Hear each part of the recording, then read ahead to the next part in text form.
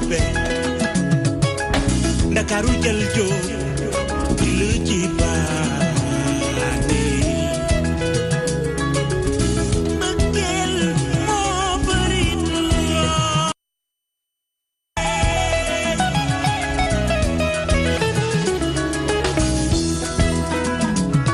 waaw bànneex di gën a neex man di bànneex sax di gën a neex ma di ngay sàcc di ko dee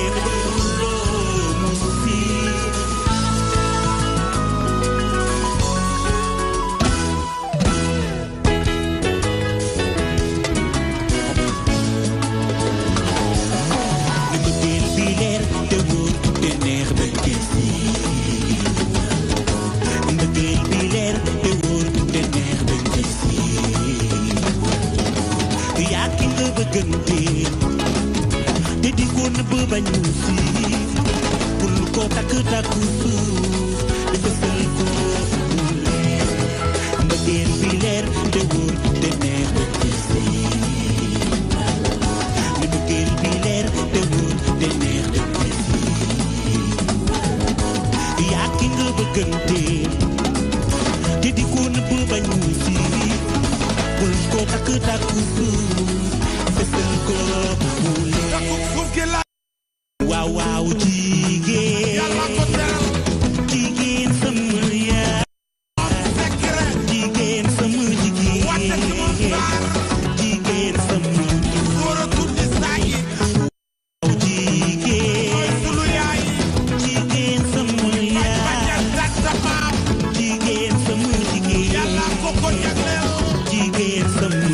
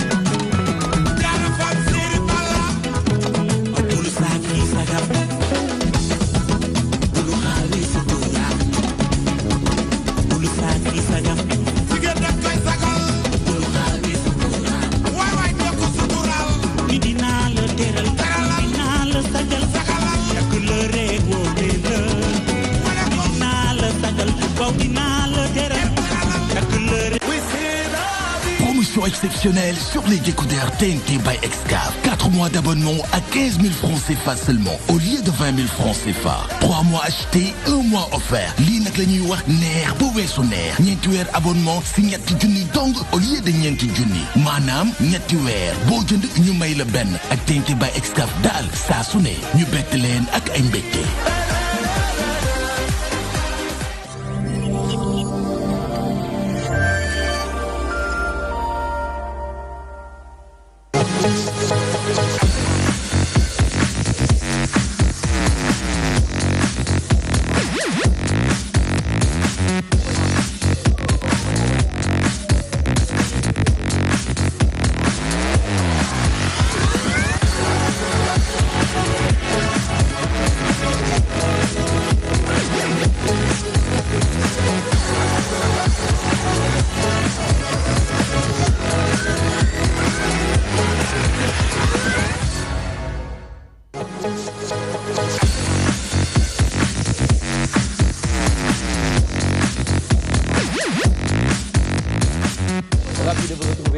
Après-midi, les meilleurs moments de votre journée. Toi-même, tu sais, le rendez-vous incontournable qui se déroule du lundi au vendredi, 17h à 19h. Et comme vous le savez, on est bien sûr le lundi 13 août 2018 sur les antennes de la DTV. Et souhaitez joyeux anniversaire à tous les natifs de ce jour. Santé, bonheur, prospérité, succès et beaucoup d'argent. Mention spéciale à tous les Sénégalais de l'extérieur, de la diaspora, qui nous suivent grâce à l'application DTV Sénégal ou le site internet www.dtv.sn. Notre partenaire sangatv.com. Le premier numéro numéro de cette semaine, bien sûr. Comme vous le savez, nous allons partager ce plateau avec Pape Ousmane Cissé, l'homme de Mboro, ngir mu waxtaane ñu lépp li nga xamante ne dina jëm ci actualité politique, économie et sociale. Ce soir, pour le premier invité, Pape Ousmane reçoit M. Coumba Ndoffène Ndiaye, leader du parti Rassemblement pour la justice, la démocratie et le développement, muy candidat déclaré à l'élection présidentielle 2019. Ñu am yéene waxtaan ak moom quel président de la République pour 2019, un point d'interrogation. Loolu dinañ ci ñëw ak M. Coumba Ndoffène Ndiaye en tant que leader du parti Rassemblement. En deuxième, dinañu am M. Touradou Sow, muy président du mouvement And Defar Parcelles Assainies, membre fondateur de l'APR, muy juriste de formation. Ñu am yéene waxtaan ak moom lu jëm ci activité politique et citoyenne. And Defar Parcelles Assainies décline sa feuille de route, donc dinañu waxtaan ak moom ci kanam tuuti gën ko mën a yaatal. Dinañu ànd ak bien sûr en deuxième partie M. Émile Ndiaye, muy initiateur de la plateforme Sénégal Falat Maki, muy secrétaire bu DSE bu APR foofu ca Italie. Donc moom it dinañu waxtaan ak moom lépp li nga xamante ne jëm na ci wàllum politique rawatigi dolli ci élection présidentielle yi nga xamante ne ci la ñuy dara jëm ci pour 2019. Mbaye Sène l'international administrateur sport inter nga xamante ne jamono ji mu ngi waajal lancement bu mag a mag ci li nga xamante ne moom mooy sport inter. Loolu nag dinañ ci ñëw ngir mu defal ñu actualité sportive comme ni mu koy defee national et international. Dinañu dem ci actualité de l'internet car vous le savez am na ay actualité bouillante yoo xamante ne ñu ngi def buzz instant bi sur la toile. Yooyu yëpp dinañ ci ñëwaat inchallah tout à l'heure. Donc ravi encore une fois de vous retrouver. Mettez-vous confortablement parce que tout simplement c'est l'actualité, c'est le divertissement intelligent, plus fort, plus haut, plus fort et plus loin bien sûr. Toujours dans toi-même, tu sais, Pape Ousmane, Mbaye Sène en compagnie de nos invités. Bonsoir, vous allez bien? Monsieur Coumba Ndoffène Ndiaye. Bonsoir. Naka nga def? maa ngi sant yàlla. Yaa ngi am jàmm? maa ngi am jàmm. Yor titre candidat à l'élection présidentielle disul? Non du tout. Pourquoi? Pourquoi muy dis? Parce que après tout si Sénégal la ñu dëkk. Après tout question yi interpellé nit ñi au Sénégal moo ñuy interpellé. Donc dañu si war a béy suñu waar surtout que dañu fekk suñu papa yi nekk ci loolu suñu maam yi nekk si. D'accord. Donc ñun dañu am devoir. ci société bi dañ ko war a doxal. Très bien, mais ci lan nga sukkandiku pour war a mën a gis sa bopp ci élection présidentielle 2019 c'est-à-dire aujourd'hui ci investissement ci sensibilisation ci sénégalais yi lan moo palpable loo xamante ne mën nga ñu ci may moo xam benn la wala ñaar yuy gën a fës ci réalisation yi nga jot a def. Bon réalisation yi moom jot a def c'est d'abord que dama am un parti politique boo xam ne dama ko créé il y a 3 ans. bi ma ko créé également j'ai vu que sénégalais yi nga xam ne jot nañu xam parti bi vraiment dañ si attaché wu.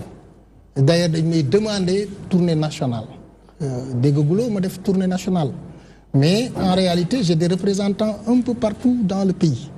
Et si loolu ñu ne ma aussi législative yi pourquoi nekkuloo candidat. Bon législative yi j'avais cru que une unité forte parce que dañu nekkoon ci élection nominale à un tour donc raw gàddu la ne amul deuxième tour ku la lawee benn voix sax day jàll. Donc moi j'avais théorisé que unité de l'opposition moo ñu mënoon a génne ci situation boobu. Et j'étais membre de Manko Taxawu Sénégal. Manko Wattu Sénégal. Élection yooyu jàll na. Léegi nag élection yooyu jàllee. Évidemment élection présidentielle la ñu dem. Très bien léegi ci élection waaw li tax man ma sukkandiku si bëgg a nekk candidat. Parce que non seulement liggéey nañ depuis 3 ans. waaw suma militants yi dañ ma bëgg a gis. ma nekk candidat. D'accord. Mais nga battre campagne quoi. dama constaté que ne y a 8 millions entre 8 millions et 9 millions d'électeurs. Très potentiel. D'accord loolu dinañ ci ñëw léegi nii la ma bëggoon terminer suma raisonnement. Allez-y. C'est amul benn parti. muy PDS muy APR muy PS boo xam ne am nga 2 millions de militants. Donc ça veut dire que ceux qui élisent les présidents de la République ne sont pas dans les partis. D'accord. Donc loolu moo tax ma ne. Très bien. Donc foofu c'est des voies yoo xam ne dañ koy wuti à concourir comme tout le monde. Pour le parcours professionnel. Pour le parcours professionnel, je suis enseignant de formation. Oui. J'ai enseigné au CESTI. J'ai créé l'institut Subtech Bati. J'en ai 3 d'ailleurs. Oui. En combien d'années? 10 ans. J'ai pu créer de la richesse, 3 instituts et je suis parti avec 500 000 francs. Donc j'ai créé 3 instituts. Aujourd'hui, je suis contractant avec le ministère de l'Enseignement supérieur. Je reçois des bacheliers qui n'ont pas de place dans les universités publiques. D'accord. J'en reçois et j'en forme à partir du campus CERN. Très bien. Monsieur Coumba Ndoffène Ndiaye, leader du Parti Rassemblement pour la Justice, la Démocratie et le Développement, muy candidat déclaré à l'élection présidentielle 2019. Monsieur Touradou Sow, muy président du mouvement And Defar PA, comme nous le membre fondateur de l'APR, juriste de formation. Vous allez bien? Très bien. Merci d'avoir accepté cette invitation pour nous waxtané parce que xam nañu né jamono ji mom jeunes yi ñu ngi porter ay combat yu noble yo xamantene télu ñu leen ci gis nak waye yow buñ la ci gisé xel yi dina dal li ñu xawa jaaxal touti rek mom moy And Defar PA. C'était Sénégal yamul ci Parcelles Assainies. Ouais, mais le pourquoi da ngay def li nga mën aussi. Da ngay def li nga mën. maa ngi remercier ñëpp ci li ngeen ma invité. jox ma possibilité que. Oui, c'est normal, c'est normal. Voilà, je vous remercie quand même pour ça. Donc, And Defar Parcelles, bon, nous dañoo xam suñu bopp, dañoo xam Parcelles, on est des Parcellois. Donc, on a vu qu'il y a beaucoup de choses qu'on peut changer. Donc, si les jeunes s'engagent, et c'est très important aujourd'hui qu'on change. Mais dire And Defar PA, est-ce que c'est pas limité? D'où limité? Bon, autant waxo And Defar Sénégal. Ba paré tambalé ci sa wéwu tank moy manam tambalé ci parcelle bobu nga xam moy sa base. Oui, voilà, pour l'instant tambalé ci suñu wéwu tank effectivement. Bah ñun lolu moy suñu objectif. PA moy suñu objectif, PA lañ gëm en fait quoi. Donc on a vu qu'il y a beaucoup de choses qu'on peut apporter. Japp nga né Moussa Sy dana yomb ak mom? Moussa Sy? Bah c'est un Parcellois comme nous aussi. Quelles sont vos relations? Très amical, c'est notre mère. Oui. C'est notre mère, mais on n'est pas du même bord. Moi, je suis pour la diversité, hein, pour que ñëpp ku nekk indi sa xam-xam ak sa mën-mën. Donc mais moom xamee nañ ko ci taxawaay boobu aussi hein, sur cette diversité bi ngay wax ni. Taxawaay bon mais des na lu bëri. soo xoolee Parcelles c'était en 1978 ba léegi soo xoolee c'était pas ça. Les Parcelles Assainies lu tax ñuy wax Parcelles Assainies di li fi ne. Donc loolu moo ñu tax a jóg en fait. Donc apporter notre pierre à l'édifice. Absolument. Très bien mais taxawaay bi nga xamante ne Moussa Sy en tant que maire moo ngi koy taxaw Parcelles Assainies da nga jàpp ne dafa manqué non des na lu bëri ak acte 3 de la décentralisation bi est-ce que jàpp ne yu bëri xaw na ko ci sonal moo tax yu bëri mënu ko. non mais xaw na ko ci sonal mais c'est nu muy jëfee la aussi. nu muy jëfee la waaw nu muy jëfee la. très bien kon loolu dinañ ci ñëwaat léegi nii ngir nga indil ñu ay leeral yu baax a baax ci ki nga xamante ne moom mooy le maire Moussa Sy nga xamante ne ñoo ngi koy nuyu de passage mu nekk ku disponible lool macha allah Mbaye Sène on va parler de l'actualité sportive nationale et internationale mais cette particularité de cette actualité. Bon, on va revenir sur l'Inga Khamentene durant ce week-end, marqué par le début des championnats européens, le championnat de France, le championnat d'Angleterre, et les coupes aussi qui se sont jouées, notamment le Barça qui recevait l'FC Séville, il ne le recevait même pas, il jouait à Tanger. On va revenir aussi sur le résultat de la finale Duc Saint-Louis Basket Club. Absolument. Entre autres aussi parler du Mercato, et l'attraction sera ce soir. La signature de Diao Baldé Keita à l'Inter de Milan. L'Inter de Milan, très bien. Lolo mom, on y reviendra tout à l'heure, Inch'Allah, toujours avec l'administrateur e-sport Inter, l'international Mbaye Sène, bien sûr, nga xamantene c'est une fierté nationale ndax liggéey bu am solo bi nga xamantene mo ngi koy liggéey ci réew mi ba diko yóbbu bitim réew. Pape Ousmane bul faté. Mais Pape Ousmane, ñu gis né tay sa yaram dafa gëna tàng. Sa yaram moom yàgg nañu xam ne dafa tàng waaye tey dafa gën a tàng ndax tey ñetti invité nga ma indil muy monsieur Coumba Ndoffène Ndiaye mii nga xamante ne léegi ñu ngi waxtaan Touradou Sow président du mouvement And Defar PA mais aussi dinañ ànd ci kanam tuuti monsieur Émile Ndiaye en tant que initiateur de la plateforme Sénégal Falaat Macky Sall mu bokk ci APR bu Italie ñu gis ne nag am nga ay jeu de mots ay yëf daal yoo def ah ne quel président de la République pour 2019 d'abord très rapidement loolu ci mën a tontu. Le choix, pourquoi? Waaw, choix bi li koy déterminer ñëpp xam nañ ko mooy ci lu ñu jëm muy élection présidentielle du 2019 donc ñun li ñuy def rek mooy donner la possibilité à tout le monde ñi nga xamante ne dañu bëgg a jot li nga xamante ne mooy fauteuil présidentiel bi ak ñi ci ne. waaw su ko defee lay des nag ci askan bi lay jógee pour que ñoom it ci seen wàll ñu am responsabilité ak dayoo gu mat ngir mën a tànn ka ñu yaakaar ne moo gën ci ñoom. d'accord maintenant ñun nag ñooy jouer jeu boobu ñun ñooy fexe ba ña koy laaj ak ña ca ne ci luñ ci mënti wax lu ñu mën pour leeral ñu def ko dalal leen et puis ñu wax li nga xam am na beneen titrage boo def muy activité politique et citoyenne And Defar Parcelles Assainies décline sa feuille de route. waaw And Defar Parcelles Assainies ñu ngi fi toog donc dafa am ci ay activités citoyennes yi nekk boole ko ay activités politiques ñu bëgg ko partager avec ñi nga xamante ne ñoo dëkk Parcelles et ñun on a hâte pour ñu xam programme boobu noonu ci yenn axe la en tout cas daal. d'accord xëy na dinañ ci gis wàllu politique bi dañ ci gis également ak ay activités citoyennes. Très bien, merci beaucoup Pape Ousmane muy doomu Mboro waaye di def mention spéciale à tous les habitants des HLM 1 ba HLM 6 ñu ngi leen di sargal bu baax waaye di nuyu ñi nga xamante ne caabi féete na leen ginnaaw ñu leen di ñaanal fa ñu ne gën a leen foofu ñu génn fa te leneen dootu leen fa dugalaat parce que xam nañu ne nattu moo yóbbu foofu doomu aadama waaye nattu bi lu mu munti doon rek ñu muñ ko dem ak moom ba mu jeex tey di ñaan rek sunu borom génne leen fa te leneen dootu leen fa dugalaat di ko ñaanal ñi nga xamante ne jamono ji ñu ngi tëdd feebar si seen i kër wala si seen i ci hôpitaux yi ñu ngi leen di ñaanal ñoom tamit sunu borom fëgg seen bopp ba ñu delluwaat ak seen i sago ñu ngi fàttali li nga xamante ne moom mooy promotion bu mucc ay bi nga xamante ne groupe Excaf Télécom mu ngi leen koy defal ci TNT by Excaf muy télé numérique terrestre nga xamante ne c'est un projet national fait par des Sénégalais et ça doit être consommé par des Sénégalais bien sûr ñu leen di xaar ci abonnement yi ndax dañ ne boo fayee ñetti weer ñu may la benn weer ngir ñu mën a ànd def feetum tabaski bu mucc ayib loolu yëpp dañ ciy ànd ak le groupe Excaf Télécom mais vous êtes en direct sur les antennes de la DTV di wax Mohamed Wade ñu ngi koy souhaiter joyeux anniversaire Mohamed Wade joyeux anniversaire ñu ngi lay ñaanal nga bokk ci njaboot yu am barke yooyu njaboot yi nga xamante ne dinañ yaakaar ci moom ndax sànq gis nañu ci Happy Time bi sa waaju bu góor woote mu di DJ Prince de la RTS 1 témoignage yu am solo yi nga xamante ne témoigné na la ko doom bu ne nag bu sañoon liggéey noonu ba waajuram bu góor wa ko mën a defal témoignage yu mel noonu kon boog Mohamed muy suñu petit frère ñu ngi koy ñaanal la muy liggéey ci kër gi ba waa bitim réew di ci gis seen bopp mu gën a mën a dem ca kaw ca kanam ci lu baax ndax dafa ne télé xale ma ne ko télé gune yow yaay xale man maay gune ndax loolu la yàlla dogal tout de suite nous démarrons avec l'actualité de l'internet appelée ActuBuzz c'est maintenant.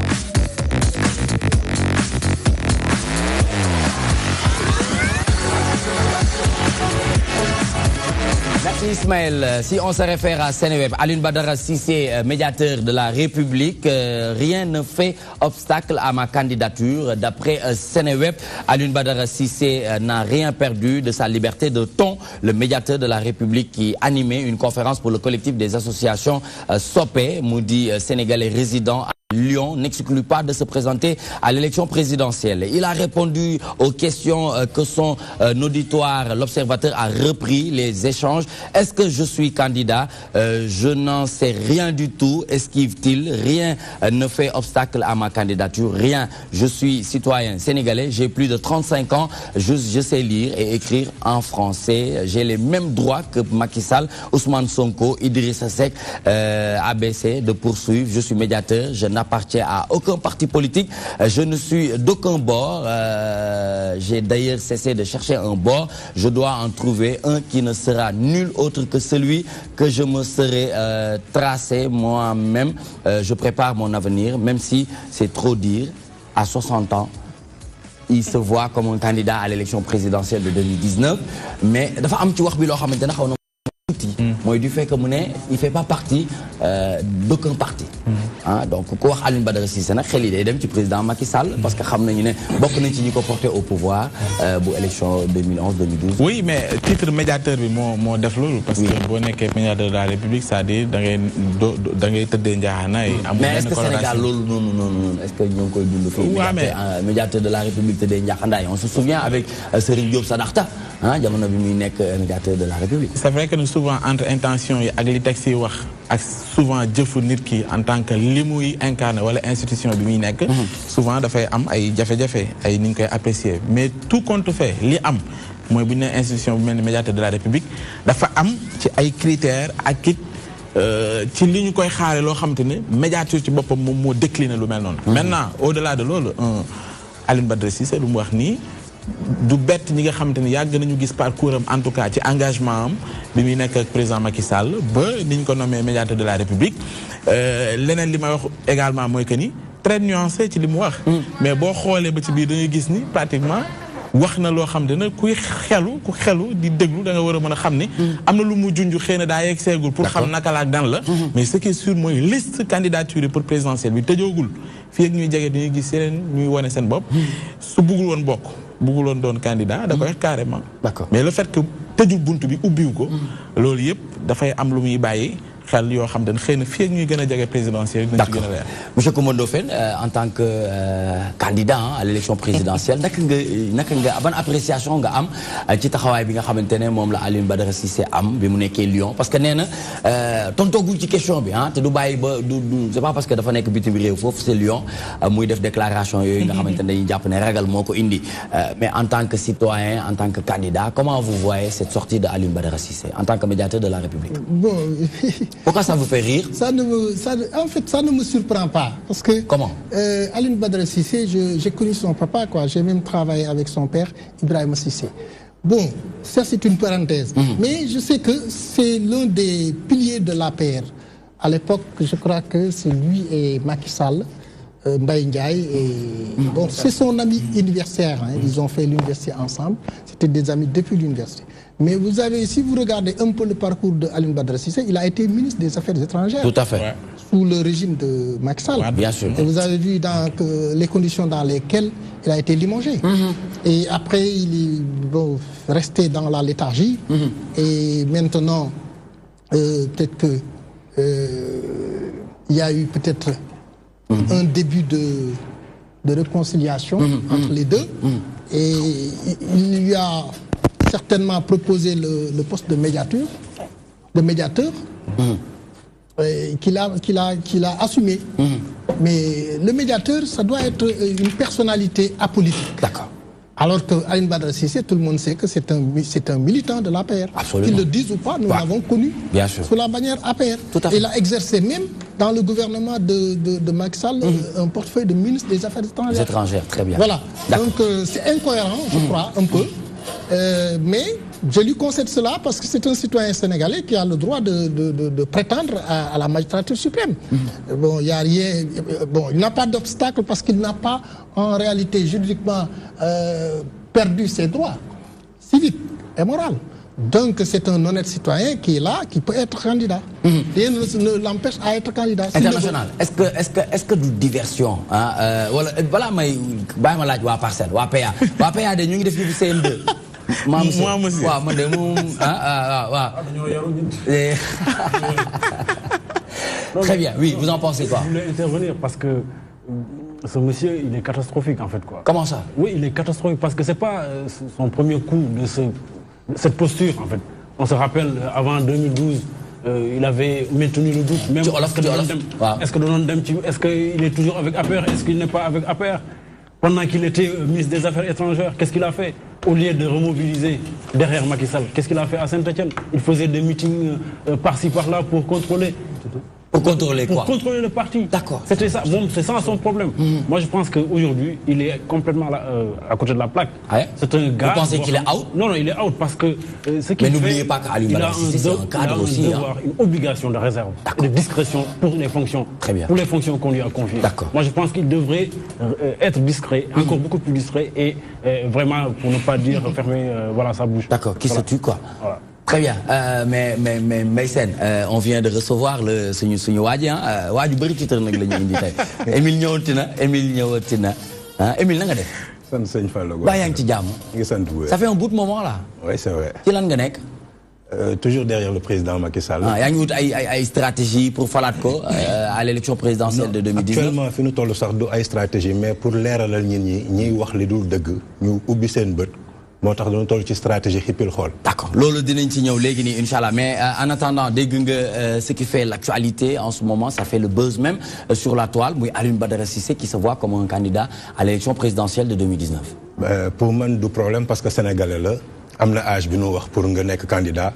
Libre à lui de choisir mais bu yeggee rek dina gis. Parce que fii moom ku ci nekk li nga mën xam nga ko li ñu lay yéene di nga ko xam. ak attention mën na la yóbbu deuxième tour su nekkee day nekk candidat parce que bokk na ci ñi la porté au pouvoir ñu ngi fàttaliku waaw xam na say mbóot ndax bu ñu waxee Alioune Badara Cissé xel yi dem ci Mbaye Ndiaye xel yi dem aussi ci Jean-Paul Diaz parce que gis nañu taxawaay bu am solo bi nga xamante ne ñu ngi ko doon wóoree ki nga xamante ne mooy président Macky Sall. Non loolu en fait booy xool peut-être ñenn ñi ci deuxième tour la ñuy wax mais Alioune Badara Cissé. Il a fait des preuves négatives au niveau de Saint-Louis jarul ñuy duggaat ci un passé récent kon jarul ñu ciy. En tant que membre fondateur de l'APR. demul woon pour lijjanti boppam Ndar. Comment? Expliquez-moi. fàttali ma. élection yi jàll nii Alioune Badara Cissé lan la andil. yan élection yi jàll. législative yi non locales yi. local waaw damay laajte leeralal ñu. non xam nga man fi ma toll. kan mooy Alioune Badara Cissé loo xam ci on est à 6 mois li ma xam ci Alioune Badara Cissé fi ma toll nii moom mooy c'est un Sénégalais. am na droit aspirer à la magistrature suprême affaire bi nag mi ngi noonu ku bëgg nga dem ku ci nekk nag di nga xam benn affaire rek moo ma metti moom mooy parrainage bi dina tax ñenn ñi ñu ngi wax dama bëgg nekk candidat mais xam nañ ne duñ fa yegg. li ma ci metti mooy pour seen pourcentage bu ñu demoon bu parrainage bi amul 0,001 yi. kon da ngay dëggal li ñuy wax ci parrainage. ne c'est une façon d'éliminer quelques candidats. En fait, non, c'est pas une façon d'éliminer quelques candidats. C'est une façon d'éliminer ceux qui vont juste pour faire de la présentation. D'accord. Très bien. Mais est-ce que nous diversion? Parce que nous, Alioune Badara Cissé en tant que médiateur de la République, nous avons une relation avec le président Macky Sall. Est-ce que vous avez beaucoup de gens pour beaucoup de listes pour doufel comme élection législative, il y a 47 listes. Est-ce que Alioune Badara Cissé doit travailler pour le travail? Je suis aussi mon ami Bissou Gayek Silegini. Émile Ndiaye. Émile Ndiaye et aussi Monsieur Koumando Ndiaye. Moi je pense que ni, moi je suis un APR. man yaakaar naa dinaa ci génn tey heureusement bu nekk ci. comment ça. ndaxte du ma déggee Sow lu mu waxee dafa doy waar. nee na Sow bokkul APR de. waaw non APR la bokk. kii dégg lu mu waxee. APR la bokk non lu mu waxee moo tax mu jaaxal ma tu as raison de dire Sow bokkul APR parce que xam nga la moo tax ni mu waxee mooy yéeme. non dama koy yëgal damay xool lan la li laa bëggoon su fekkante ne tey dem nga ba ànd ak nit. tey yàllaay fale mais nag am na condition yoo xam te ne yàlla dalee boole ak ay nit ba ngeen dem ngeen décrocher quelque chose tey ku ne APR. laay wax de waxuma Benno Bokk Yaakaar bi soog a judd nii de APR laa wax ak dekkal ngor ak ñoomin seen ba ñuy def seen fas beeg affaire yooyu Alioune Badara Cissé la Mahmoud Saleh Mbaye Ndiaye Samba Julde Thiam ak ku ci mel ni Jean-Paul Diaz. Jean-Paul Diaz waaw ñooñu ils étaient les pionniers de li nga xamante ne ay ñoom Mimi Touré ak ñooñu ils étaient les pionniers ak ñi nga xamante ne ñoom ñoo créé tey li nga xamante ne mais Moustapha Cissé Lo foo koy def ak Moustapha Cissé Lo ci laa doon jëm ci ak ñoom Moustapha Cissé Lo gis nga tey fissure bii am tey yow nit ki sax su fekkante ne da ngeen ànd kooku nee na ba tey muy nekk médiateur mais sax ànd leen ànd boo xamante ne bu leen ànd béjjënu nag mais ànd leen ànd bu normal mais gis nga Ndiaye lu mu wax dégg nga Sow lu mu wax nee nañ kii nee na pour ne pas fermer sa bouche il est prétentieux te ñoo xamante ne yéen ànd na falondoo Sénégalais yi leen di seetaan xam nañu ci division mënoo cee fal ay nit ñun ñoo xam te ne dañoo diviser non mënoo leen a fal parce que tubaab dañuy tàmm di wax l'union fait la force non ñu diviser da ngeen di bàyyi ñu dem toogi fële bañ jéem a unir ba pare nga soog leen indiwaat te nag diggante bi xaju fi pour ñu indiwaat leen ñu jéem a unir nañ jéem a xool leneen te Sénégalais leen di seetaan Alioune Badara Cissé nag su ko neexee ne candidat la on l'a vu lors des élections locales fële ca Saint-Louis on a vu que ni dem na mais amul poids politique boobu ñuy wax amul poids politique boobu ñuy wax mais nag li nga xamante ne moom moo fi nekk mooy encore une fois ñu ngi ràññeewaat ce manque d'organisation li nga xamante ne moom la parti bi am muy APR di Benno Bokk Yaakaar. Très bien. Excusez-moi, je vais juste vous... Attention, APR yi ñoo koy song de oui la ma kii équipe bu toi-même tu sais la bokk. non waaw léegi tous waaw s'il vous plaît waaw doucement kenn par kenn rek dinañu wax ñun ñëpp waaw toi-même tu sais la léegi moom moo mujj nañ ko jàppale parce que moom xaw na retard tuuti nga ne. parce que déjà da nga ma jël comme ça nuyu ma. soxla nuyoo Émile xam nga fii du ñu nuyoo de. bon li ma doon d'accord ci moom mooy que ni comme moom ni mu waxee. oui su boobaa mën nañu wax ne démocratie amatul Sénégal. parce que Alioune Badara Cissé dañ doon ànd neex na mu toog naqa dina ci côté am parce que am na lu mu yaakaar peut-être parce que je suis pas dans son cerveau. médiateur de la République. non médiateur dina. non bu la ko defoon tey di nga xam. non déggoo fi may waxee. parce que man je parle en connaissance de cause. d'accord am na moment yoo xamante ne Alioune Badara Cissé def na loo xamante ne man par exemple giseewuma ko noonu mais comme parti la ñu bokk ko kii juddoo fële kii màggee fee kii yaroo fee ku ci nekk da nga koy bàyyi idéologie am mais fii ñu toll nii. mais y a un minimum aussi. waaw minimum bi moom mooy que ni moom il est libre de rester dans le parti comme il est libre de partir. d'accord APR dañ ne alliance nag kenn du jaay nit doole pour mu toog. ñun ñu ngi ak Benno Bokk Yaakaar. mais attention Alioune Badara Cissé de poursuivre je suis médiateur je n'appartiens à aucun parti politique. Très bien, vous me rejoignez. Je ne suis d'aucun bord. J'ai d'ailleurs cessé de chercher un bord. Je dois en trouver un qui ne sera nul autre que celui que je me serais tracé moi-même. xam nga li nga wax dafa leer. oui nee na moo tax may ni la nee na bokkutul ci benn boor. te bàyyi na di wut boor. waaw ñun nag boor boobu mu doon wut. ñun dañ ko toog di ko seetaan ba mu booru. parce que ñun ay góor lañ dañu ànd ci bi ci benn stratégie. di ko continuer ànd ci ak Benno Bokk Yaakaar. d'accord très bien oui. Ce qu'il fait c'est de la politique. pour mu ne nii médiateur la. médiateur il ne doit pas faire la politique am na yenn yoo xam ne waru koo wax. su bëggee def politique il démissionne. Il fait sa politique. Donc, maintenir un doute, depuis le début, il a toujours été comme ça. D'accord. Donc, on ne peut pas laisser faire. C'est pas que nous, on n'est pas organisés. On est très organisés. On n'est pas. Vous n'êtes pas structuré, mais vous êtes organisé. Mais c'est ça. On est structuré, on est structuré. Comment il y avait des structures qui étaient là. Mais bien sûr, c'est les gens qui s'agitent pour lui. Il y avait les structures. Mais le président l'a dit. Non, on a la structure des cadres, on a la structure des jeunes, on a la structure des femmes, on a la structure des sages. Mais on est structuré. Mais dans la généralité, l'APR n'est pas structurée. Non, on est structuré. C'est les gens qui parlent comme ça. D'accord, très bien. On a oui, toutes les instances qui existent dans un parti, on les a dans le statut. D'accord. Donc, faut pas alimenter ce Monsieur Coumba Fène, amna lu mu bëgg doli bala may jox Mbaye Sène, s'il vous plaît. Vous dites? Oui, s'agissant de Aline Badara Cissé. Oui. Moi, je me dis que sa candidature, c'est qu'il a une autre lecture de la situation du pays par rapport à sa posture de médiateur. Parce qu'il voit les réalités du pays. Il est saisi par les Sénégalais qui ont des problèmes avec Macky Sall, enfin pas Macky Sall, mais le président de la République, qui le fonctionnement de l'État a le principe de continuité de l'État. L'État a des dettes intérieures vis-à-vis des ex-travailleurs qui sont là, de la SIAS, de la SOTRAC, de beaucoup de structures. Ça fait plusieurs milliards. Il s'amuse à donner des bourses à des personnes. Et avant de donner des bourses familiales, mais il faut payer la dette intérieure du pays. Il faut régler le problème des enseignants. Donc il y a beaucoup de problèmes qui assaillent le pays, qui lui sont soumis au niveau de la magistrature. Donc il prend connaissance de la réalité du pays. Et à partir de ce moment, il est obligé d'être distant. Voilà. Donc moi, bi mu nekkee ak Macky Sall xamul woon problème yi. Nekk ministre. yaakaar ne lépp dox na. Parce que da ngay ñëw def yaa ce qu'on a le populisme quoi. Jël ay car dajale ko depuis Abdou Diouf Senghor c'est comme ça. ñu tàccu président ñëw na def na fii tabax na fii doo xam réalité yi. Mais soo nekkee médiateur nit ñi dañ lay bind ay lettres. wax la ne que man dama doon liggéey fii ñu dàq ma depuis on est 1000 ou 2000 personnes. État baa ngi yore 2 milliards du dara. D'accord. Wala 3 milliards depuis 10 ans fay ñu. Merci. Donc problème yooyu boo ko dundee.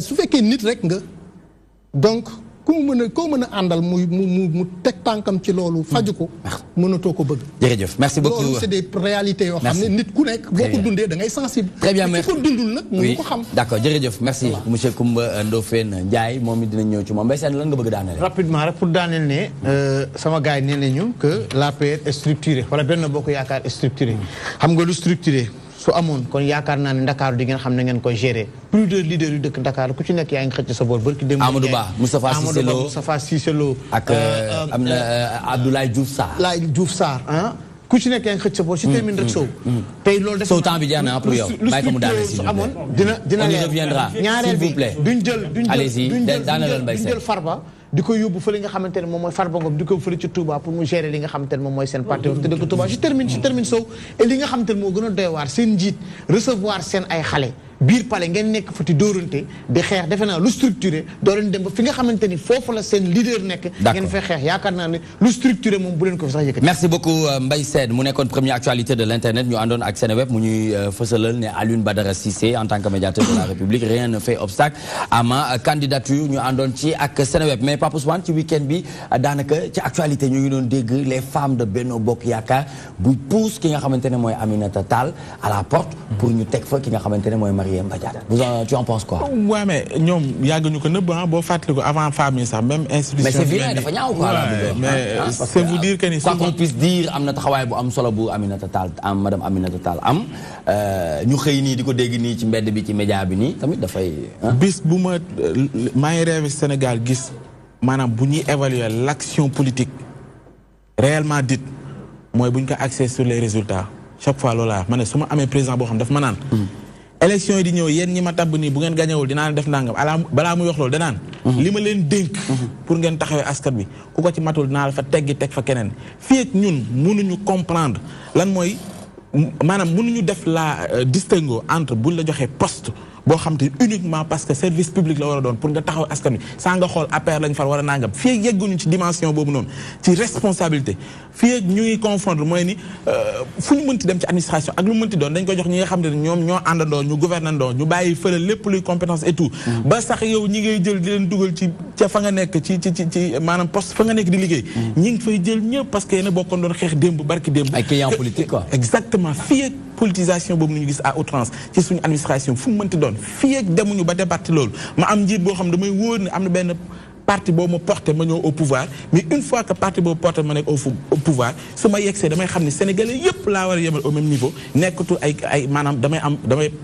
partisan laay doon pour nangam tant que yegguñu foofu ci niveau boobu noonu pour man ba léegi le problème reste entier mooy ne à chaque fois dañuy am mooy yi ngay wax nii mooy ni chaque fois rek bu intérêt bi nekkul sama côté rek damay fexee pousse noonu on l'a vu avant ngay wax ay Aminata Tall sax on a vu même Assemblée nationale que nekk Moustapha Niasse à un moment donné APR di casse ne législature bii di ñëw dañu bëgg ñun ci suñu bopp bokk ci APR ñu jiite ko dañ koy gis te loolu du ma ne am na 109 exactement du ma ko ŋàññi parce que ñoom ñoo àndoon am lu ñu gëm am lu ñu bokk am fu ñu yegg am nañ xëy na seeni droit par rapport ak ni ñuy apprécier moment bi pour ñu ne kat institution bi ñoo ko di woon nanga mais dama ne man Nicolas man li may ñaan man mooy fi politique li mu yàq ci administration yàq ko ci réew mi ci ay postes stratégiques yoo xam ne dañ ko war a jox nit ku neutre pour mu dox réew mi moo indi tey chaque fois boo fëggee porte pour ut dara dañuy xool waaw moo tax ma ne boo fëggee porte dañuy xool ba xam marron beige nga wala leneen très bien fii ak loolu dañu ci réew mi rek mooy que ni bu ñuy évaluer action politique bi lu néew nga ciy gis très bien merci beaucoup jërëjëf Pape Ousmane Cissé nous rentrons dans le vif du sujet pour parler avec monsieur Coumba Ndoffène Ndiaye en tant que leader du parti Rassemblement pour la justice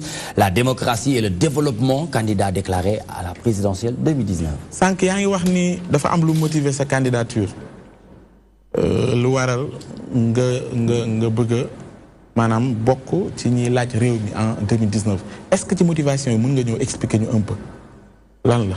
oui j'ai motivation yi c'est que dama constater d'abord que depuis que Macky Sall nekk au pouvoir rupture yi ñu doon xaar gisuñu ko. donc ci ñi nga xam ne man j'ai été déçu. sur les promesses électorales de Macky Sall ci la bokk. est-ce que mën nga ci ñëw laal ko. au-delà de rupture yooyu kii nga laal ko le problème de l'emploi. les 500 000 emplois qu'il nous avait promis. dara amu si. la réduction de son mandat de 7 à 5 ans dara amu si. alors aujourd'hui le pays ne marche pas parce que tu ne peux pas avoir un État où véritablement le train de vie de l'État est extrêmement élevé. On peut avoir des chiffres selon diagnostic. Le niveau d'endettement est estimé à 8 000 milliards avec Macky Sall. 300 et quelques mille milliards avec Abdoulaye Wade. Et un cash flow de 1000 milliards avec Abdou Diouf. Ça veut dire qu'Abdou Diouf avait complètement payé la dette et il avait 1000 milliards au trésor public. Aujourd'hui, vous allez au trésor avec un bon du trésor, vous ne pouvez pas être payé parce qu'il n'y a rien dans les trésors. On est dans la phase de remboursement de la dette. Et je vais vous dire, les universités privées qui prennent en charge les étudiants qui n'ont pas... Oui, il y a un niveau d'endettement de 14 milliards. Je ne dis même pas un endettement. Mais il y a un dépassement budgétaire. Cela veut dire quoi? Ça veut dire que le budget de 2018 va servir 2017.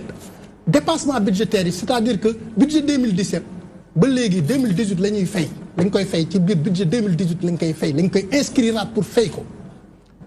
Donc loolu dañoon na depuis Abdou Diouf ci Ablaye Wade benn ministre moo ko mës a def. C'était un scandale. C'était l'exception. Maintenant c'est la règle avec Macky Sall. Ça veut dire que da ngay def ce budget nga ne je vais prendre en charge les étudiants. D'ailleurs loolu moo indi grève étudiants yi ba xale yi dees yi parce que Ecobank 23 milliards de contrats la amoon ak ñoom mu fay ba 15 milliards mënuñ ko dugal mënuñ ko jox sax 5 milliards amu arrêté fayatul donc xale yi am problème ñun moi je suis duma la ko nëbb je suis membre ba nii ma lay wax nii tous les membres tous les enseignants contractants les écoles privées d'enseignement supérieur amul kenn ku si jotagum ce contrat 1 franc ci 2017 2018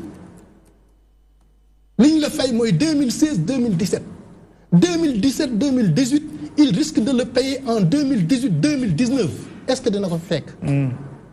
Alors, comment quelqu'un comme ça peut-il... D'après dina ko fekk ak 2020 bi ñu nar a inauguré suñu stade bu mag bi. Comment quelqu'un comme ça peut-il prétendre encore nous gouverner? Sur quelle base?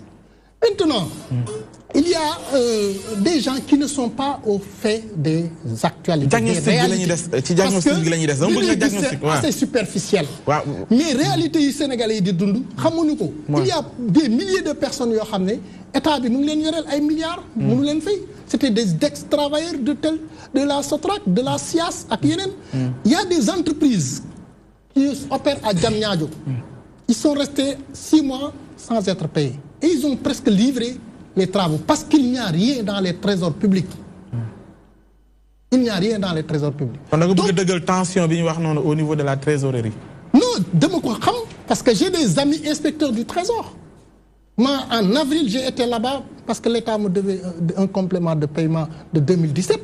Mais ils m'ont dit carrément la réalité. Mais monsieur Ndiaye, on ne peut pas vous payer parce qu'il y a ceci et cela. Maintenant, vous nous donnez un délai de 10 jours, 15 jours, on va voir dans quelles conditions nous pourrions vous payer. Mais la réalité... Pendant ce temps, le ministre des Finances c'est pas des hommes politiques.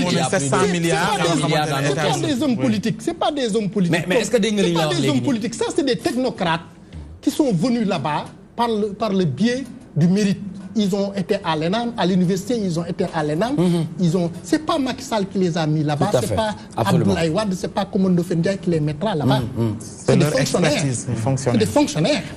Alors, qui ont aussi l'obligation de préserver nos trésors publics. Maintenant, la réalité est connue par les Sénégalais. Que ni engagement yi nga xam ne nguur gi jël na ko mën a def face ak engagement yi. mais monsieur Ndiaye il faut nga déglu question bi pour mën ko tontu de mu am na lu mu lay laaj de. waaw loolu ma ne da nga bëgg a wax suñu la dégloo que ni réew mi amul xaalis. que ni nguur gi ñu doon wax en tout cas bi ñu wax naan tension dafa am au niveau de la trésorerie un Amadou Ba jóg ni nguur gi yor na lu tolloog 700 milliards de francs CFA pour faire face à ces engagements da nga bëgg wax ni loolu bluff la teguwul. dama la ne. xanaa li ma la wax man je ne parle pas de choses politiques. D'abord, la réalité du trésor. Ça n'a rien à voir avec les choses politiques. Aujourd'hui, nous avons une université publique 700 milliards, une université publique 14 milliards. Qu'est-ce que représente 14 milliards dans 700 milliards? Rien du tout. Nous sommes au mois de juillet, 1 franc pour l'exercice. Attendez, l'exercice 2017, 2018, Amadou Ba, Mounouko Faye. Son directeur du budget, quand je l'ai rencontré pour le complément, il nous avait accordé une ligne de 5 milliards. 5 milliards, il nous a accordé en début d'année, décembre. Tout le ministère le demandait pour nous faire complément 2017. C'est quoi qu'on doit faire Dougouti crédit budget 2017-2018. Mais au-delà de constat, tu as le compte. Moi, je veux avancer un peu. C'est-à-dire, on fait le constat. C'est une question politique. C'est-à-dire, réalité, on le comprend. Interroger, d'accord. On comprend. D'accord. Constat, tu vois le com. Moi, je suis réuni dafa. Doxul. C'est encore non seulement doxul. Mais Macky Sall bu fi toogaatee. Mais est-ce dire que ne doxul c'est pas trop dire aussi. Non c'est la réalité. C'est la réalité. C'est la réalité. Laal feneen man dama bëgg nga laal feneen au-delà de foofu. Foofu leer na foofu nooy na. Foofu leer na mais dañu bëgg nga laal feneen. dama ko dund. Actuellement ni ma suma naataangoo yi may liggéeyal yëpp nous sommes plus de 200 établissements yi liggéey ak gouvernement bi amul kenn ku la si mën a wax ne jot na ren pour 2018 budget 2018 bi 1 franc. Mais foofu rek moo doon ci réew mi 2016. am na ñoo xam ne sax 2016 jotaguñ. am na ñoo xam ne 2015 jotaguñ. Et la liquidation des sociétés publiques et parapubliques kooku ba léegi da nga boo seetaanee dañuy marche. di casse pour ñu fay leen Dakar dem dikk. Ama Sias ak yeneen ak yeneen. mais dama ne au-delà de intérieur. waaw mais au-delà de loolu est-ce que am na feneen yoo xam ne ñoom entreprise. mais monsieur Ndiaye. très bien mais au-delà de constat bi nga def on comprend ci côté yooyu est-ce que am na feneen foo mën a laal foo jàpp ni fii it day wane ni que ni dëkk bi doxul au-delà de aspect économique xam nga lu tax dëkk bi doxul. Niveau à tous les niveaux nga defoon enseignement bi baaxatul parce que depuis que Macky Sall ni chaque année. y a une grève. ok année bi li ñu ciy validé ay 6 mois lay doon wala 5 mois.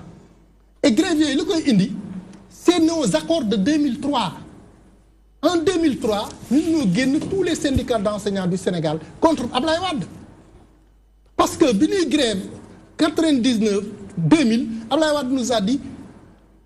bu leen dem année blanche dellu leen ci classe yi su ma ñëwee dinaa régler problème enseignement bi mu ñëwee ñu may ko 3 ans 2003 ñu taxaw Malick Sy ne dañuy grève il nous a envoyé des camions de génie ne ñu la grève la marche n'est pas autorisée alors j'ai discuté avec Castro mu ngi dund Iba Ndiaye Diadji mu dee na ak ñeneen ñi ma ne leen ñu ne ma léegi comme que c'est pas autorisé il faut dire aux gens de rentrer chez eux.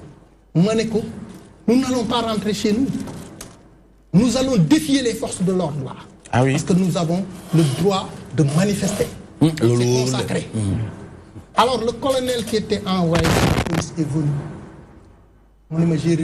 J'ai reçu l'ordre de faire disperser cette marche-là.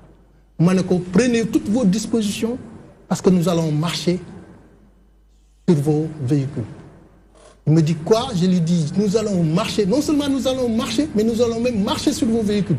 Il avait 3 ou 4 véhicules de génie. Mais constant ce rapport de force, nous l'avons mené et quelques 10 minutes après, il est revenu sur ses décisions pour dire que le ministre de l'Intérieur vient de nous autoriser de vous encadrer. Mais d'accord, vous comprendrez, ça veut dire...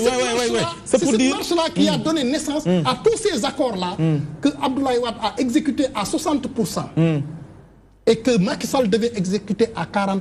Jusqu'ici, Macky Sall est dans l'impossibilité d'exécuter ça. Mais d'accord, mais il était le premier mais il faudrait également reconnaître... Mais monsieur le candidat, il faut ñu koy waxtaanee nag de il faut ñu koy waxtaanee dafa am foo xamante ne bu ñu fa tolloo. diagnostic il faut nga bàyyi ko moom c'est vrai que yaa ngi def diagnostic bi bëgg nga aussi loo wax nga argumenté ko mais il faut que argument yi tamit nga koy xaw a kii pour ñu mën a am possibilité de relance c'est-à-dire wax nga ko sànq économie def nga jàngat nee nga tey njàng mi boo xoolee à tous les niveaux dafa am ay jafe-jafe mais il faut reconnaître également que ni am na pas de responsabilité boo xamante ne il vous incombe yéen yi nga xamante ne yéen ay professeurs yéen ay jàngale parce que quoi qu'on puisse dire say boo gisee syndicalisme ni muy doxee ci réew mi on a comme l'impression que ni ay politiciens déguisés la souvent c'est des revendications yoo xamante ne soo koy déglu da nga naan au fond li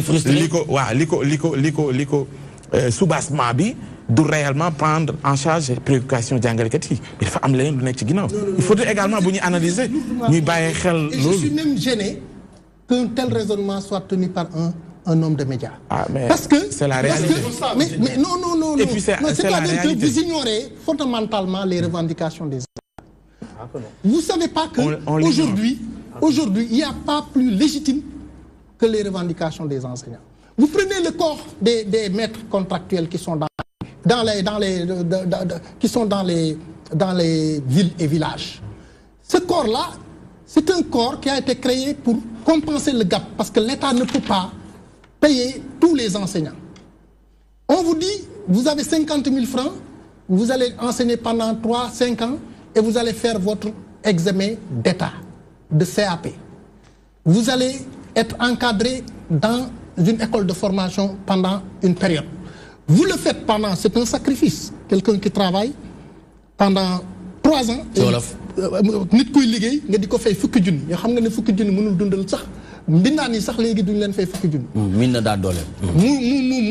mu def ko 3 ans 5 ans. mais est-ce que yaakaar nga ni association benn parti boo xam ne mu ngi ci opposition daal di woote wu non xaaral ma wax la dama ne est-ce que am na benn association boo xamante ne dañuy créé wu ne amical lañu di réclamer wu benn leader bu nekk ci opposition bi ñu war a wax ci njàng meeg njàngale mi nga jàpp ni objectivement ñooñu dinañ wax ci njàng d'une manière générale ci réew mi index président Macky Sall wax ci moom loo xamante ne xëy na jëm ci sens ñoom bi ñuy defee vous le pensez réellement est-ce que vous pensez qu'un amical bi réclamé wu benn leader de l'opposition tey war na mën a wax ci njàng meeg njàngal mi wax loo xamante ne xëy na di nga ko tàcc wax ni lii kat nguur gaa ngi koy def en matière de réalisation ci wàllu njàng njàngal loo xam ne ñu koy applaudir. mais justement bi foofu lay egg xam nga dafa am. 52 milliards pour les bourses c'est quelque chose, c'est beaucoup de choses. nguur gi oui nguur gi. li muy def. dafa am priorité c'est-à-dire que xam nga balaa ngay laax jaay. da ngay laax lekk. bala ngay dimbale. wala ngay def da ngay fay ay bor. c'est-à-dire que administration dafa am nu muy doxee.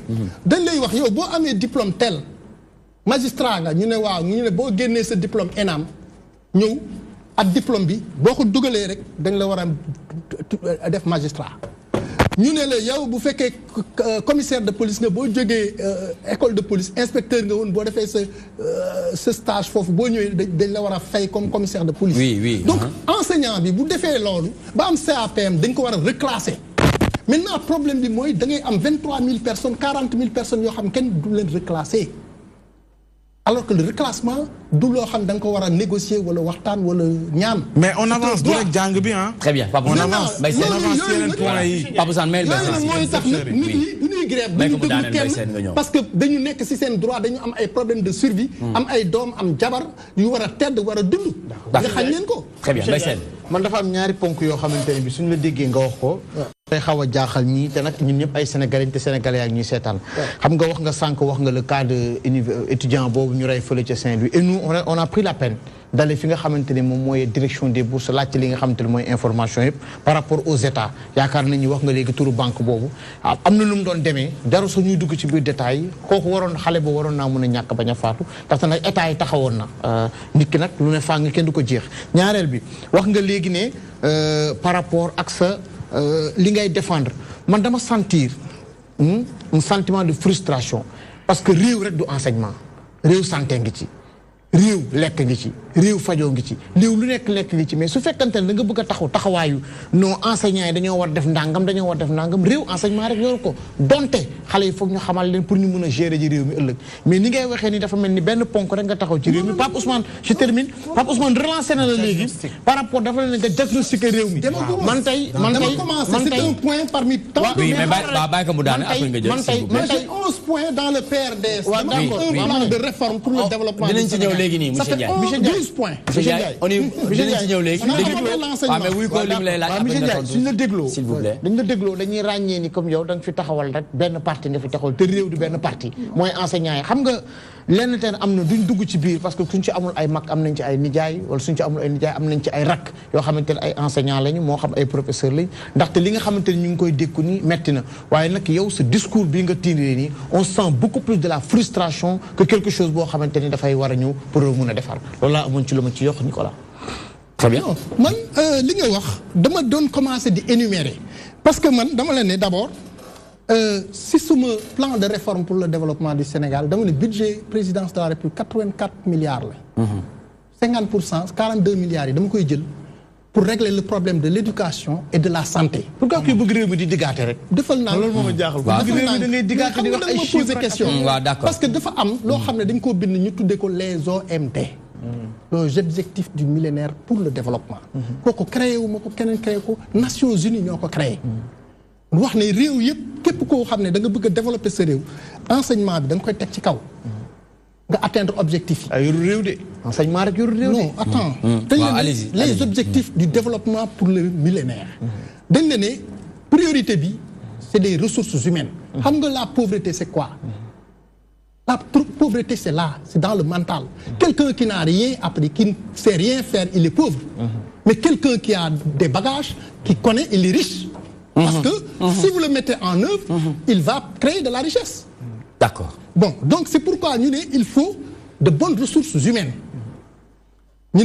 Deuxièmement, aussi, ressources humaines, mais beaucoup de jangal ko topoto ko su amul système sanitaire bu baax day siburu rek dé nga perte ça fait combien de millions d'investissements bi nga nekké école primaire ba dem fu nek ñu investir ci yow nga am benn sibiru rek amuñu garab buñ la piqûre wala ki nga dé c'est une perte pour la nation alors que yow ingénieur nga woon wala professeur nga woon wala leneen donc ñu né à partir de ce moment deuxième priorité bi c'est la santé Une troisième priorité, c'est l'agriculture. Parce que, si vous faites l'ol, vous formez nit ki ba paré outal ko système de santé viable, il faut que nga am autosuffisance alimentaire pour mu mëna dund. Donc ça c'est pas des choses que nous avons créées. D'accord, mais est-ce que diagnostiquer dernière question pas pour le candidat. Réellement secteur réellement secteur lolu mom créé wu mako dama ko fi fekk c'est les Nations Unies. Oui. Maintenant lolu aussi dama si considérer mané donc d'abord Sénégal liko tardel moy que le train de vie de ceux qui nous dirigent est extrêmement élevé. Da ngay ñëw gis benn député ñu jox la 2 millions ou 3 millions de salaire jox la 1000 litres de carburant. 1000 litres de carburant boko xayma ça te fait 500 000 francs par mois ou 600 000 francs par mois. Mais 600 000 francs bobu boko supprimer ça te fait une manne financière bo xamné yow jangale kat bobu wala l'agent de santé bi nek ci àll bi di réclamer ay choses mën na ko fatal buntu mën na régler problème yoy. Ñu né le budget de la présidence 84 milliards man dama né damay jël 42 milliards yi delloo ko askan bi nu ma koy delloowee askan bi mooy li nga xam ne moom la ñuy kaas di ko ñaxtu chaque année mu jaral leen 84 ou 74 milliards pour le budget de la présidence. Nous on a retenu 84. Parce que sous mes yeux j'ai 74 milliards. Ils ont dit 74 74 mais au début ils ont dit 84 budget milliards. Budget présidence, oui. J'ai dit, oui. Au début, oui. Ils ont dit 84 milliards. D'accord. Quand on a commencé à dire que c'était trop, ils sont revenus à 4 milliards, 74 milliards. Nous, on a retenu 84 milliards. Très bien. Nous, on n'est pas des enfants. Ce que nous retenons, c'est la première déclaration. Bon. Alors, et même entre 84 et 74, je crois que la différence est négligeable. Mais c'est des milliards. Il faut qu'on avance. Négligeable, minime. Des milliards. Vous nous parlez de milliards. Yow lolu ba wour na yow. Ba wour. Yow yaa ngi lijjanti 5 milliards bu soté gul. 84 milliards retenu. C'est ce que je retiens. Je dis 42 milliards. 42 milliards. Je dis que c'est toujours trop. Je dis 74 84. Ben le pour man c'est trop. D'accord. C'est ça que je dis. Très bien. Je dis maintenant on prend les 50% pour le fonctionnement du président, on supprime le HCCT et on le transfère comme des dotations dans les communes. Nous envoyons aux communes. Et communes, nous devons avoir un volet social. C'est-à-dire que ce n'est pas au président de donner des bourses sociales. Mais les communes qui vivent avec les populations, qui ont une proximité avec leurs communes, mais nous volet social. Souvent c'est mal fait. On va vous demander de l'inscrire dans le budget pour que vous bénéficiez de dotations. Nous avons transparence. Nous avons transparence. Et que nous avons dignité. C'est-à-dire que nous non. Nous devons identifier sur des critères clairs, nous avons une carte bancaire. Nous avons une banque, retirer nous recouvrer cette dignité. Nous devons organiser dans toutes les communautés rurales, communes rurales, des fermes agro-pastorales. Les fermes agro-pastorales, c'est des fermes qui vont avoir de l'embouche bovine et de l'agriculture à l'intérieur. Nous ciblons 6 de comme Tambacounda. Comme Product, quoi. Voilà, Tambacounda, Saint-Louis, Mbaké.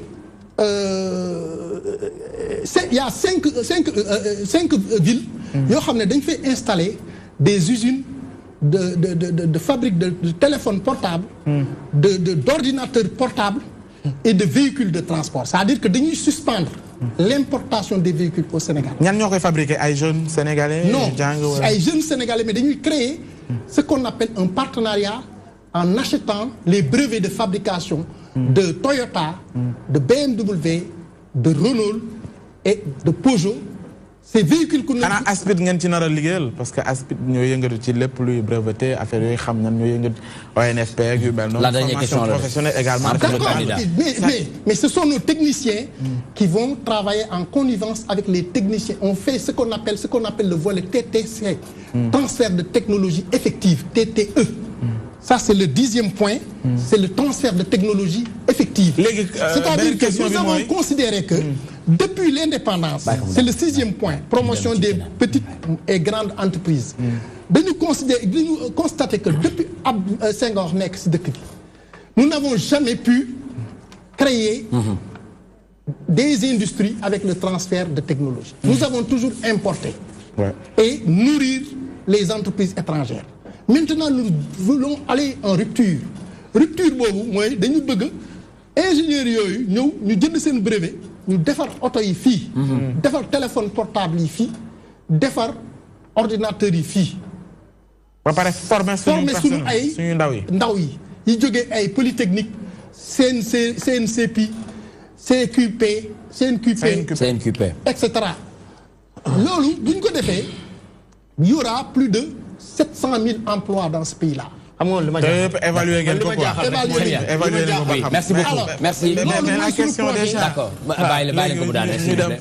S'il vous plaît. C'est les aspects de ce qu'on appelle le plan de réforme pour le développement du Sénégal. D'accord. Le PRDS. Très bien. PRDS. Ligue a représenté Sénégalais. Oui. Programme. Sur 12 points. Sur 12 points. Oui. Dans le extraire quelques points. Combien de points que tu extraire, Bon, environ 3. Environ 3. Inch'Allah, toujours avec M. Koumbando Fendiaï, leader du Parti Rassemblement pour la justice, la démocratie et le développement, candidat déclaré à la présidentielle 2019. Quel président de la République pour 2019? Dès élaboré ci feuille de route parce que amna 12 points, mo jox ñu ci 3 fi ak muy jeex dinañ ci dolli yeneen point. En attendant nañu ànd ak monsieur Touradou Sow muy président du mouvement And Defar PA muy membre fondateur de l'APR, juriste de formation ñu nar a waxtaanee activité politique et citoyenne And Defar Parcelles Assainies décline sa feuille de route. waaw ñuy xaar nga décliner. Wow, mais avant tout, faudrait que je rebondir par rapport à nous. Non, rebondir. Est-ce que tu vas Émile Nyochi? Directement. Je vais directement. Émile dina ci rebondir. Voilà que rebondir pour 1 minute, très rapidement. Parce que c'est quand même un chef d'entreprise. Oui. Un chef d'entreprise qui dit que l'endettement c'est un problème. Ça, c'est le vrai problème. Parce que l'endettement, on ne peut pas. Entreprise ak endettement ñoo bokk soo xoolee. waaw mais am na benn niveau nag boo xamante ne day jéggi dayoo nag. aujourd'hui amul endettement. nee nañu bëddu yenn waaye xam na lu bopp àndat. l'état nga ne amul endettement boo xam ne mënuñ ko tenir laa bëgg a wax. comment. sur la manière de payer ou sur la capacité de payer le service de cet endettement. On est en train de faire face. Donc si aujourd'hui on a beaucoup investi. L'État du Sénégal a beaucoup investi sur les structures. Il a parlé des enseignants. Enseignants, nous sommes d'accord en 2012 que nous avons budget de fonctionnement. Mais sa dette extérieure de briller, 5 800 milliards, c'est beaucoup. Non, mais on a la capacité de faire face à cette dette. Et le ministre de l'économie, M. Amadouba, l'a justifié, l'a dit à plusieurs reprises. Donc aujourd'hui, le président Macky Sall def. Aujourd'hui, avec le plan Sénégal, pour les enseignants, il ne s'agit pas simplement de payer des salaires. Parce que l'enseignement, c'est vrai que c'est très important. Mais il y a d'autres secteurs aussi. Il y a la santé. Mais aussi, il y a ce qu'on a fait pour l'enseignement. Université, école, ingénieurs sénégalais, des entreprises qui fabriquent des cartes magnétiques. Dans le domaine textile, c'est nos jeunes filles, nos filles qui sont là-bas à bosser. Donc c'est aujourd'hui la transformation structurelle de l'économie est en cours. Donc il faut je ne peux pas accepter bon il y a rien dans le pays. Bien sûr, parcelle amna dara wala amul dara. Parcelle warna am lu ëpp lu mu am ni warna am lu ëpp lu mu am ni parce que Moussa c'est liggéey la. Non. Ousmane bandi waaye moo mën a tontu. jam ñaajo am na lii am na nangam parcelle amul dara mu ne war na am lu mu ëpp. gis nga xamul tax mu wax loolu parce que parcelle. parce que ka fa ne moo nekkul marron beige. waaw loolu la. En 1978 ça a été créé. Parcelles Assainies pour que ça constitue un déversoir là où ñu xool ñu dëkkoon ay ñaari tali ay ñu dëkkoon ay Grand Dakar ñu jéem a changer comme instant yi nii jam ñaajo. Donc, avec l'assainissement, qu'ici, donc, donc aujourd'hui, on veut... Assainissement, amul, quand on peut imputer les gouvernements antérieurs, parce que c'est des structures qui sont des problèmes endormis. Antérieurs C'est des problèmes endormis. Et bien sûr. Mais antérieur,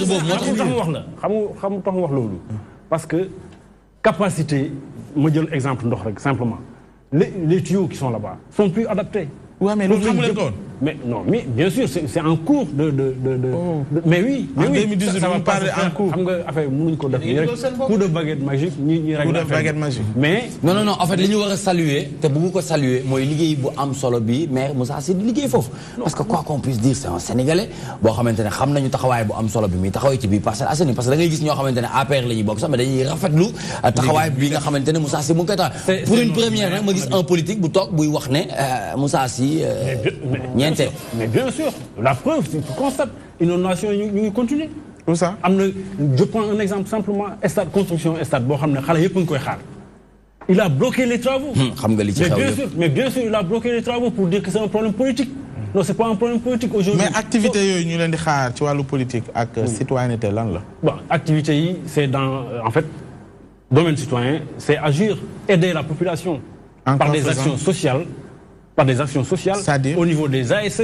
Par exemple, la dernière fois, on a fait des ndogou dans les rues pour aider les pauvres qui sont là. Parce que Parcelles, c'est juriste bi la avocat bi mécanicien bi ak menuisier bi ñoo bokk fu ñu dëkk. Donc aujourd'hui dañoo war a yemale ñëpp. politique sociale bi koor gi wees na bu yàgg de. non mais exemple la mais taxawaayu Amadou Ba ci Parcelles Assainies en tant que loolu tamit bëggoon nañu ci xam dara de. oui taxawaayu Amadou Ba taxawaayu ministre bu dëkk Parcelles la. c'est un ministre de la République. non ministre de la République ministre bu fay ut dara la. ministre bu fay ut dara la. Comme Sénégalais là, mais c'est un Parcellois, Amadou Ba. C'est normal mu liggéeyal Parcelles, c'est pas wut dara, mais defaral waa Parcelles. Faut pas voir ça sous cet angle. ñëpp mën a ku nekk ministre wala ku nekk député war nga mën a def dara moom il est ministre de la République, il habite aux Parcelles Assainies et il se trouve qu'il peut apporter quelque chose pour les parcelles. C'est tout. Pourquoi on ne doit pas voir ça dans cet angle? Donc moi je continue sur la feuille. Oui, la feuille de route. Sur la feuille de route. Attends, sur la feuille de route, donc je dis, moi je suis foncièrement, je suis donc membre fondateur de l'APR. Ça c'est notre axe politique. L'axe de développement, c'est formaliser des projets de développement avec les jeunes filles, avec les jeunes femmes. Donc nous avons une idée parce qu'il faut qu'il y a des talents. Il y a une proposition. Mais l'ingénieur ça dafa vague, c'est-à-dire accompagner jeunes yi. Oui. Qui formaliser ay projets.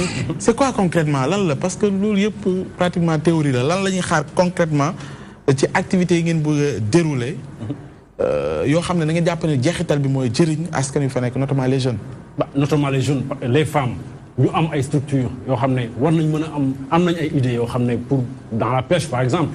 Dans la pêche, dans l'artisanat, dans le textile.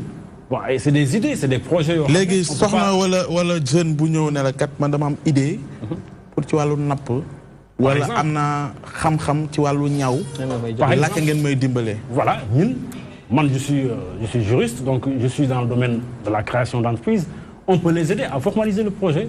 Et à ce que le projet soit bancable au niveau des banques. Ou bien au niveau des institutions de l'État. jot ngeen ko def. Bien sûr def nañu ñaata par exemple boo ñu jox baaraam ñaata jeunes ngeen jot a formé ci wàllu ba ñu am ay projets yu bancables jot ay financement. On a formé 40 c'est 2 groupements. Groupement bu nekk il y a 20 femmes. Donc on a formé 40 femmes dans ce domaine. Donc dans le domaine de la gestion. ci yan xeetu métier ngeen leen formé wala. La pêche par exemple et le textile. Le textile et le maraîchage. Donc loolu c'est plus avoir des outils de gestion. mujj nañu am ay financement. Voilà am nañu ay financement. am ay financement effectivement. mun nañu xam barème bi quoi ñaata par exemple la ñu am. am na financement jusqu'à 1 million ñi 500 000 ñi ainsi de suite. Donc il y en a plusieurs. Il y a plusieurs montants yoo xam ne c'est en adéquation avec lu ñu bëgg a def par rapport à ce projet. Je ne vais pas dérouler. Ok, activité citoyenne lan la ñu mën a xaar ci ànd defar Parcelles. Activité citoyenne, c'est conscientiser la population. Aujourd'hui am na benn programme bu ñuy def ci nawet bi. muy seetal sama gox. C'est-à-dire que chaque unité dañuy impliquer les populations pour ñu dugg ci seetal bi. Parce que seetal bi ni ñu ko doon defee. dafa war a changer en fait. nan lañ ko bëgg a defee les populations ñoom seen bopp ñoom ñoo war a soulever wu en plus ñu am ay actions de suivi soo defee action par exemple c'est ça il faut qu'il y ait un suivi dans la communication dans la conscientisation parce que soo xoolee les égouts la mooy tax fosse yi di boucher tabaski tabaski day ñëw ngay rendi sa xar sànni ko dans les caniveaux les saletés ainsi de suite loolu c'est des gestes yoo xam ne il faut informer la population il faut continuer parce que enseignement c'est la répétition Donc, monsieur Ndiaye ne me contredira pas donc, sur ce point. Donc, il faut continuer à éduquer, il faut continuer à répéter dans le sens de l'éducation, dans le sens de la construction. Mais est-ce que jàppoo ni ci wàllu activité citoyenne tey su ma nee ministère de la jeunesse et de la construction citoyenne. Oui. Est-ce que jàpp nga ni parti construction citoyenne boobu noonu ci ngeen di jëf ci wàllu politique yéen a ngi sentir ne am na jeexital ci askan wi taxawaay bi ngeen waroon am pour comme li nga wax bu ñu seetal mbedd bi bu ñu tilimal mbedd bi bu ñuy daw bu ñu yéeg ci ay bu ñu jaar ci autoroute nañ jaar péage beeg yu mel noonu wala nañ jël pont bi yu mel noonu est-ce que jàpp nga fi ñu doon xaaree en tout cas ministère boobu noonu ci wàllu woowu mu impulser un peu dynamique bu mel noonu pour ñeneen mën a suivre ndax ñu ngi ci. Oui bon ministère bi mu ngi def ay actions yu am solo non xam nga affaire bi du ministère bi kese xam nga politique il faut s'approprier des politiques et c'est pas le ministère ñu dëkk ci gox bi ñoom ñoo war a ñoom ñoo politique. mais nag l'exemple par l'action aussi day permettre à ce que ñeneen tamit suivre. mais bien sûr mais ñoom ñooy impulser ñun on est à la base on reprend les politiques des fois même on initie les politiques on les transmet au niveau au plus haut. c'est ànd defar PA kañ la juddu. il y a 2 ans donc. il y a 2 ans bi mu juddoo ak léegi nii concrètement lan la def. ci Parcelles Assainies loo xamante ne ñii fay dund di fa yeewoo saa su ne bu ñu yeewoo mu nekk fierté ci ñoom lan la. par exemple cantine scolaire yi. cantine scolaire mooy luy cantine scolaire. Cantine scolaire c'est parce qu'on a fait une enquête au niveau des écoles des Parcelles Assainies pour qui montre. olof s'il vous plaît. voilà enquête bu ñu def mooy bon dañoo dem école bu nekk ñu dem fa xool lan mooy seen problème dañoo gis ne suñuy doom yu bëri fu ñuy lekkee. da leen di feebarloo parce que lekk yi sellul bu baax donc muy indi ay métit biir ay feebar yu mel noonu. donc ñun ñu xool ne mën nañ prendre en charge par exemple ce domaine ñu proposer des aliments yoo xam ne c'est des aliments sains booy yi war nañ fa mën a suñuy doom mën nañ fa mën a lekkee la plupart dañuy dem 8 heures ba 10 heures ils préfèrent rentrer chez eux suñu génnee récréation ñu dem lekki donc 8 heures ba 10 heures dañuy jàng mais ça veut dire que ndekki wuñ ñu bàyyi ba 10 heures ñu soog a ndekki mais suñu ndekkee avant 8 heures mais loolooy gën. d'accord. c'est dans ce cadre qu'on intervient. d'accord léegi cantine scolaire yooyu ci ñaata école ngeen ko def ba pare cantine scolaire yooyu xanaa du gratuité xanaa wala gratuité la. non bon ku ñëw rek lekk ba suur daal dem. non c'est pas gratuit c'est pour faire fonctionner la c'est du business hein. non c'est pas du business. c'est pas du business c'est pour aider ndekki. ñun nag Ndiaye moom du business. non loolu du business en fait c'est pour permettre que entreprise bi existe. c'est pas faire des bénéfices tu peux faire une association nga def association doo def bénéfice mais bénéfice bi doo ko même soo defee bénéfice doo ko séddoo mën nga ko investiraat donc loolu c'est pas recherché. d'accord cantine scolaire ak lan ngeen def. cantine scolaire aujourd'hui loolu lañ def loo xam ne am na njëriñ fu mu ne nii mais. lan moo indi choix wu nga def politique. choix bi man j'étais toujours engagé dans le domaine ba ma nekkee étudiant voilà dans l'action j'étais engagé politiquement à la fac ba ma génnee tamit université dama continuer parce que je trouve que dama gis ne je pense que soo amee yenn xam-xam war nga mën a def de telle sorte que nit ñi jëriñoo ko. il faut pas garder li nga xam rek dire qu'il faut engagement dafa war a am solo en fait ci nit. d'accord Baye. c'est vrai parce que li tax sax ma am attitude bi nar ko ree parce que question bu am solo nga ko laaj li tax nga def politique parce que soo déggee nu monsieur Sow di expliquer sax nopp su daloo ci nopp yi ñii sax duñ ko comprendre. parce que nangam ak sangam duñ ko comprendre wax na léegi ne cantine scolaire yi yaakaar naa ne koo xamante ni papaam ak yaayam amul liggéey kooku soo bëggee yóbbu doom ci cantine scolaire kooku ban xaalis dañ koy jox pour mu fay ñoo xamante ni ñu ngi sa kër ga lekk ñu naanuñ nan nga leen mën a joxee xaalis pour xale bi dem fay cantine scolaire wax na léegi ne ndox yi ñuy tuur ndox ku koy tuur mooy ku ko gis actuellement Parcelles Assainies am na gox yu secteur yu bëri yoo xamante ne amuñu ndox ba nii may waxee ak yow tey ñu ngi koy xëy di ko kaas. mais est-ce que moom këram am na ndox loolu. xam nga tey monsieur Sow tey sooy wax ak sénégalais yi bul xool yow sa bopp macha allah vous êtes juriste yàlla mënal na la dara su dee as tuut mais am na sénégalais yi lay diglu actuellement fu ñu toll nii ñooñu dañoo soxla ay solutions yu concrètes mais su fekkante ne yaa ngi waxee nii nit ñi soo génnee dinañ ne ni monsieur Sow mii daal di wax ni daal lan lay wax nii actuellement. nit ñi xamuñ loolu xam nga soo fi wax ay cantine scolaire koo xamante ni bii papaam liggéeyul yaayam liggéeyul mënu koo jox téeméer bu mu dem fayee cantine scolaire loolu mënut a nekk. sooy wax waaw ma ñëw rek waaw ma ñëw rek c'est des gens yoo xam ne mën nañ jënd ndekki. 50 francs mais seetu leen 50 francs ndekki. waaw mais seetu leen des gens yoo xam nga tey la ngeen def xam nga tey da ngeen ne suqali Parcelles Assainies ngeen wax. c'est pas un truc qu'on a fait comme ça. waaw xam nga da ngeen ne suqali Parcelles. sur une étude boo xam ne c'est fiable des jeunes très engagés ñu dem ci école yi xool lan mooy problème bi. c'est pas un truc mais ndekki attendez quand il faut pas rigoler 50 francs nga indi 50 francs ñu bëri soo xoolee la plupart des élèves ñu dem ci école yi dañuy jël au moins 200 francs consommer ko ci école bi. C'est pas une question de pauvreté. ku la dégg ngay wax sax xam ne ni honnêtement je pense que ni vous n'êtes pas impliqué sur une réalité réew mi. D'accord. ku la dégg ngay wax. Très bien léegi dama bëggoon Mbaye Sène en attendant dinañ ñëwaat ci yow léegi nii Touradou Sow président du mouvement And Defar Parcelles Assainies di membre fondateur de l'APR juriste de formation loolu tamit dinañ ci waxtaan ci kanam tuuti membre fondateur APR bi ndax gis na ci boppam wala gisu ci boppam dafa mel ni gisu ci boppam moo waral ñu taxawal And Defar Parcelles Assainies bi gis naa ci sama bopp bien sûr. noo ci gisee sa bopp boo nekkee membre fondateur nekkoo ministre nekkoo député nekkoo directeur général. mais je suis juriste je travaille actuellement c'est pas ça qui m'importe. Non mais non il faut pas. waaw damay laajte. non ma laaj la loolu. mais gis nga yow tontul rek waaw. vu que sumay idée. waaw on les applique maa ngi appliqué maa ngi sant yàlla maa ngi appliqué sumay idée maa ngi def de telle sorte que les gens maa ngi impulser des actions. les gens président Macky Sall kañ ngeen gëj a gisee yéen ñaar pas en poste. seen mujj gisee yéen ñaar kañ la woon yow président Macky Sall wala musul am. waaw plusieurs fois démb par exemple. démb fan. waaw mënu ma ko wax mais voilà. ah bon. voilà gisante ngeen démb. voilà kon de bu ñu wàccee ñu waxtaan maa ngi comme gis nga ko. Très bien mais monsieur Émile Ndiaye. Initiateur de la plateforme Sénégal Falat Macky section DSE secrétaire chargé wu DSE APR Italie dama bëgg ñu dellu si waat tuuti rek ci candidat li mu wax monsieur Coumba Ndoffène Ndiaye xam nga ne candidat la à l'élection présidentielle de 2019. xam nga loolu moom li mu def candidat déclaré. booy wax bul wax candidat la del wax candidat déclaré. non day nekk candidat nga ne non del wax candidat déclaré parce que am na ci ñoo xamante ne. seen koñ sax mënuñu fa am 50 nit pour parrainage bi moo tax del continuer ci candidat. mais ñetti at mu ngi liggéey bu am solo li ko desee mooy xëy na def tournée Sénégal mais jamono jii nii ay militants am ñoo laaj ngir mu nekk ci kanam. nekk devant la scène maintenant am na lu bëri lu mu wax ci APR am na lu bëri lu mu wax ci gouvernance bi mu am ci ay. En fait âge bi mu am moo ma dérangé. mais sinon bu doon sama morom tey dama naan que je suis vraiment ébahi et désolé. parce que mais wax nga ko. kon wax naa kon naa jéggalu. waaw parce que xam nga mënoo ne que ni tu aspires à la magistrature suprême. nga taxaw ci écran en direct nga ne que tu marchais sur les voitures. ñi nga xamante ne ñoom ñoo res li nga xamante ne mooy sécurité. mais boo ko waxee ñu wax la ne la non pas Moustapha Niasse sax sa leader. non président Macky Sall on se rappelle ci élection yi wax la xam nga li mu waxoon c'est très clair.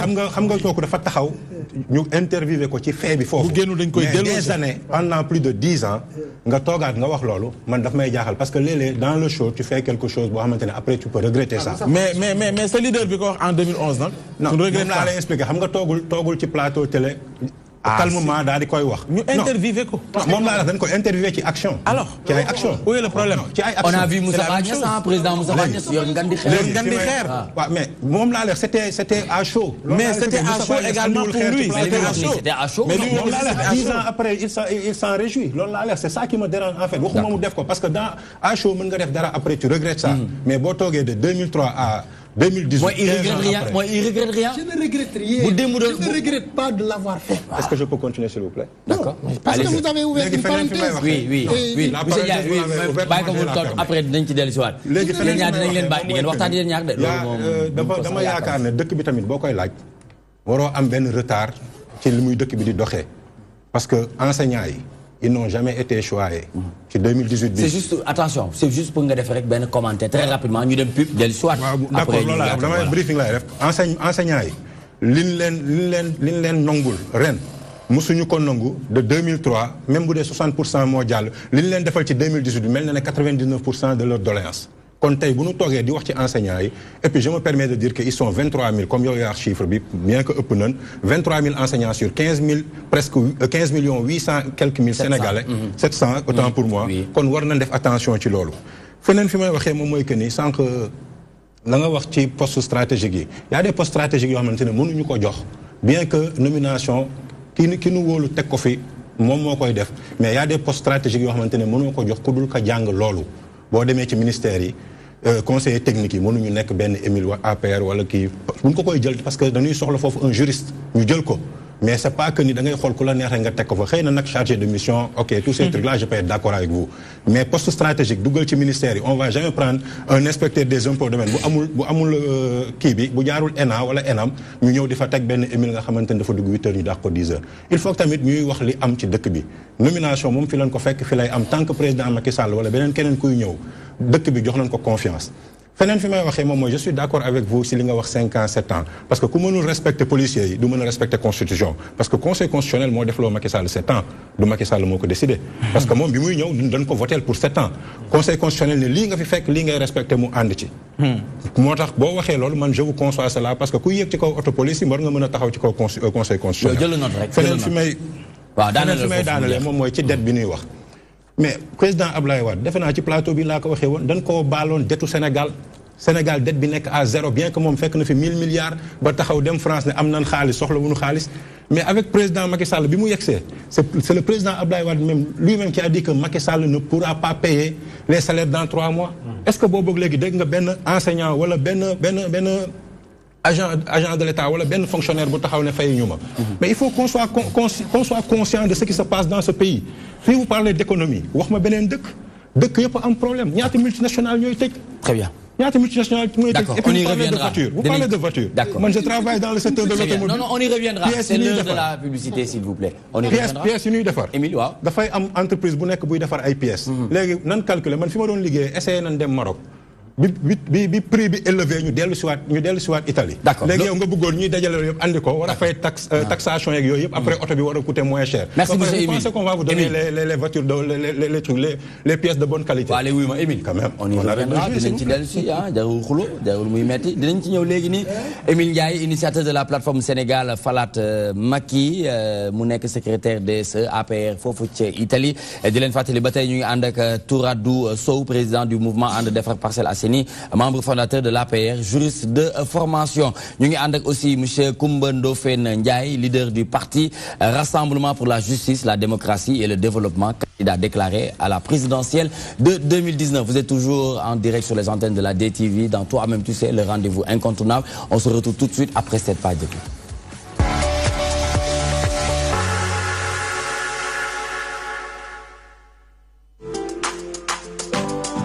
Pour l'organisation de vos salons, foires, conférences, Excaf Event met à votre disposition du matériel de dernière génération.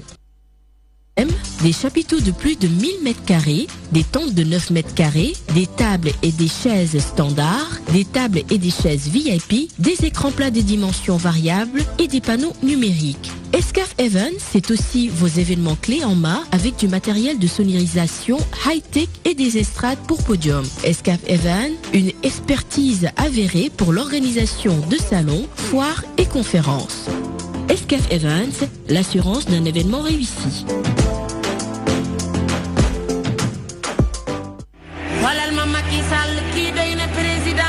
Rentrée politique du mouvement Tchabibi. Monsieur Pape Abdoulaye Bouya Sissoko, plus connu sous le nom de Prince. Prince du promoteur ou PABC Events. Nga xam ni mooy organiser combat de lutte yu mag yooyu. Nga xam ni mbëri dañ ko jox bopp lool. Moo indi li nga xam ni moom moo di rentrée politique am ci mouvement bi di Tchabibi. Dimanche 19 août ca Parcelles Assainies unité 10 ko ñu motloo. Ñu fay xaar Papa Sow. Di fa xaar Yekini Junior. Di fa xaar Moussa Dioum. Ak l'ensemble des lutteurs des Parcelles Assainies. Ci présidence d'honneur Monsieur Youssou Ndour, président au groupe Futur Média, Monsieur Famara Ibrahima Sagna, Monsieur Ousmane Tanor Dia, Monsieur Moustapha Niass, Monsieur Boubacar Diallo alias DJ Boubs. Rentrée politique Bobu Naka, ce sera sous la présidence d'honneur de Madame Marième Faisal, première dame de la République du Sénégal, Monsieur Mamboy Diao, directeur des services fiscaux des impôts et domaines, haut responsable politique APR, Monsieur Matarba, ministre des Sports, Dr Cheikh Kanté, ministre Binudenk, plan Sénégal émergent, Monsieur Amadou Ba, ministre de l'économie, des finances et du plan, Monsieur Cheikh Omar Anne, directeur général bu coude, Maître Dior Diagne, avocat à la cour, Monsieur Keba Kanté, président mouvement Njambour la Dek, Monsieur Gofay, mouvement Réaction, Malamine Diabaté, DG International Consulting, Mbaye John, maire de Ngundiane, Monsieur Mbaye Faye, directeur général du CSTP, ak mouvement de soutien au président Macky Sall, yep, àndandoo kan kii di invité d'honneur di Gaston Mbengue, kii di Abdou Aziz Ndiaye, directeur général bu ABC, Aziz Business Company, Monsieur Pape Abdou Fall, promoteur, Ndeye Ndiaye Tyson, ak bépp promoteur de lutte, di ci woo Mohamed Daw Tyson, di ci woo Zos, di ci woo Site, Bassirou Babou ak l'ensemble des managers, Djili Lo, opérateur économique, Abdou Karim Sall, patron de la banlieue, directeur général bu ARTP, Monsieur Aboubakar Sadir Bey, DG Port autonome de Dakar, Iliman Lam, opérateur économique, Maître Omar Youm, ministre directeur de cabinet du président de la République, Malamine Diabaté, DG IC Business School, Prince Lo double ci mouvement Thiabi ji mu ne wër Sénégal yëpp di wane liggéeyu président Macky Sall ndax dama fier ci moom, dama fier ci arène nationale bi, fier ci Dakar Arena bi, ma ne ko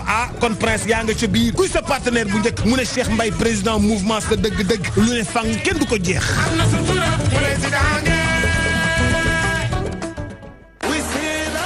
Promotion exceptionnelle sur les décodeurs TNT by Excaf. 4 mois d'abonnement à 15 000 francs CFA seulement au lieu de 20 000 francs CFA. 3 mois achetés, 1 mois offert. Lii nag la ñuy wax neex ba weesu neex. ñeenti weer abonnement si ñetti junni dong au lieu de ñeenti junni. maanaam ñetti weer boo jënd ñu may la benn ak TNT by Excaf daal saa su ne ñu bett leen ak ay mbégte.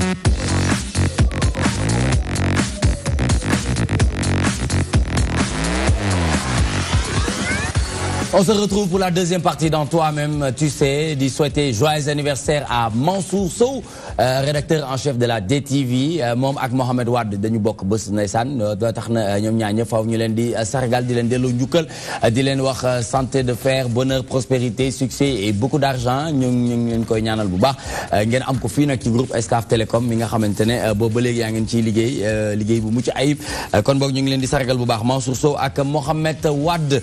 Deuxième partie ba tey ñu nekk ak monsieur Émile Ndiaye, initiateur de la plateforme Sénégal Falat Macky, secrétaire bu DSE APR Italie. Donc ñu am yéene waxtaan ak moom lu jëm ci activité politique et citoyenne jëm ci li nga xamante ne moom mooy la feuille de route bi nga xamante ne c'est vrai que ànd defar Parcelles Assainies moom it décliné na feuille de route am mais aussi ñoom ñi nga xamante ne ñoo nekk ci diaspora bi ñoom it décliné nañ seen feuille de route parce que ñoom it am na taxawaay bu am solo boo xamante ne bëgg nañ ko taxawoo ci élection présidentielle. Mais laata ñu ciy dem dañuy ànd ak Mbaye Sène, l'international, pour nous présenter l'actualité sportive. C'est tout de suite.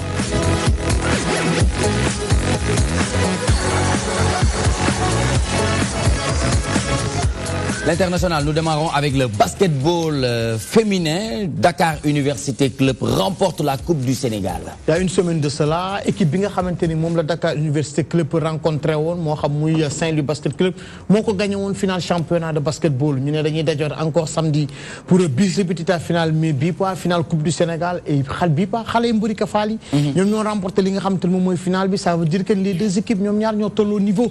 Keneen ki gagné ko final championnat Sénégal, ki gagné ko final Coupe du Sénégal. C'était le samedi. Le Dakar University Club remporte le trophée face à Saint-Louis Basket Club. Après basketball, nous passons au football pour le début des championnats européens. En France, automatiquement, on voit que les leaders, les équipes, Marseille, Monaco, Paris Saint-Germain, Lyon, ils se sont imposés. L'Olympique de Marseille, le vendredi, en match d'ouverture de cette première journée de la Ligue 1 française. Les partenaires de Florian Thauvin et de Dimitri Payet se sont imposés. Faut que Stade Vélodrome, Lyon aussi imposé. Une équipe aussi Monaco s'est imposé à l'extérieur.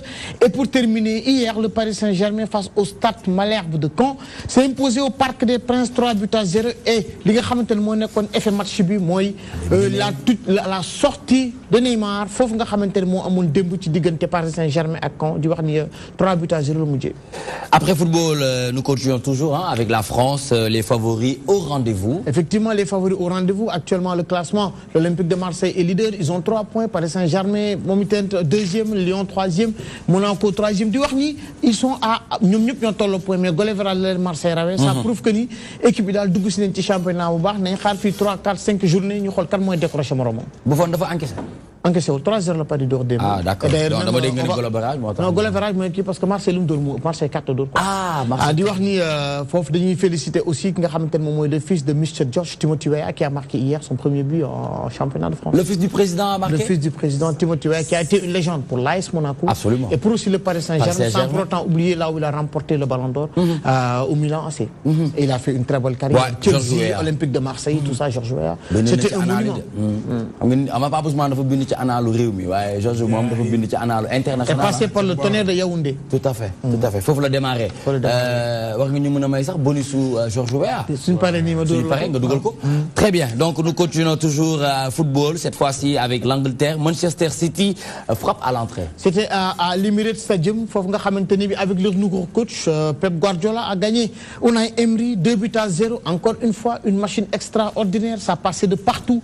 Les citizens ont démontré leur force de frappe et quelle audace ki nga xamanteni mom le Pep Guardiola am sortir Kun Agüero mettre Gabriel Jesus sortir ki nga xamanteni moy Ryan Sterling tek nga xamanteni mom moy Leroy Sané Leroy Aziz Sané. Ça prouve que ni am nañ profondeur de banc sans pour autant oublier ñom Riyad Mahrez ñu ngi fa ku ci melni ñom Eduardo Silva ñom Benjamin Mendy Bernardo Silva. Autant pour moi on voit que ni Manchester City tape très très fort. N'empêche de l'autre côté aussi les Blues de Chelsea se sont imposés 3-0. Encore une fois on a remarqué un excellent N'Golo Kanté, le meilleur terrain français, champion du monde. Et de l'autre côté aussi Manchester United vendredi avec son nouveau capitaine, le leader des versaires de cette équipe de France.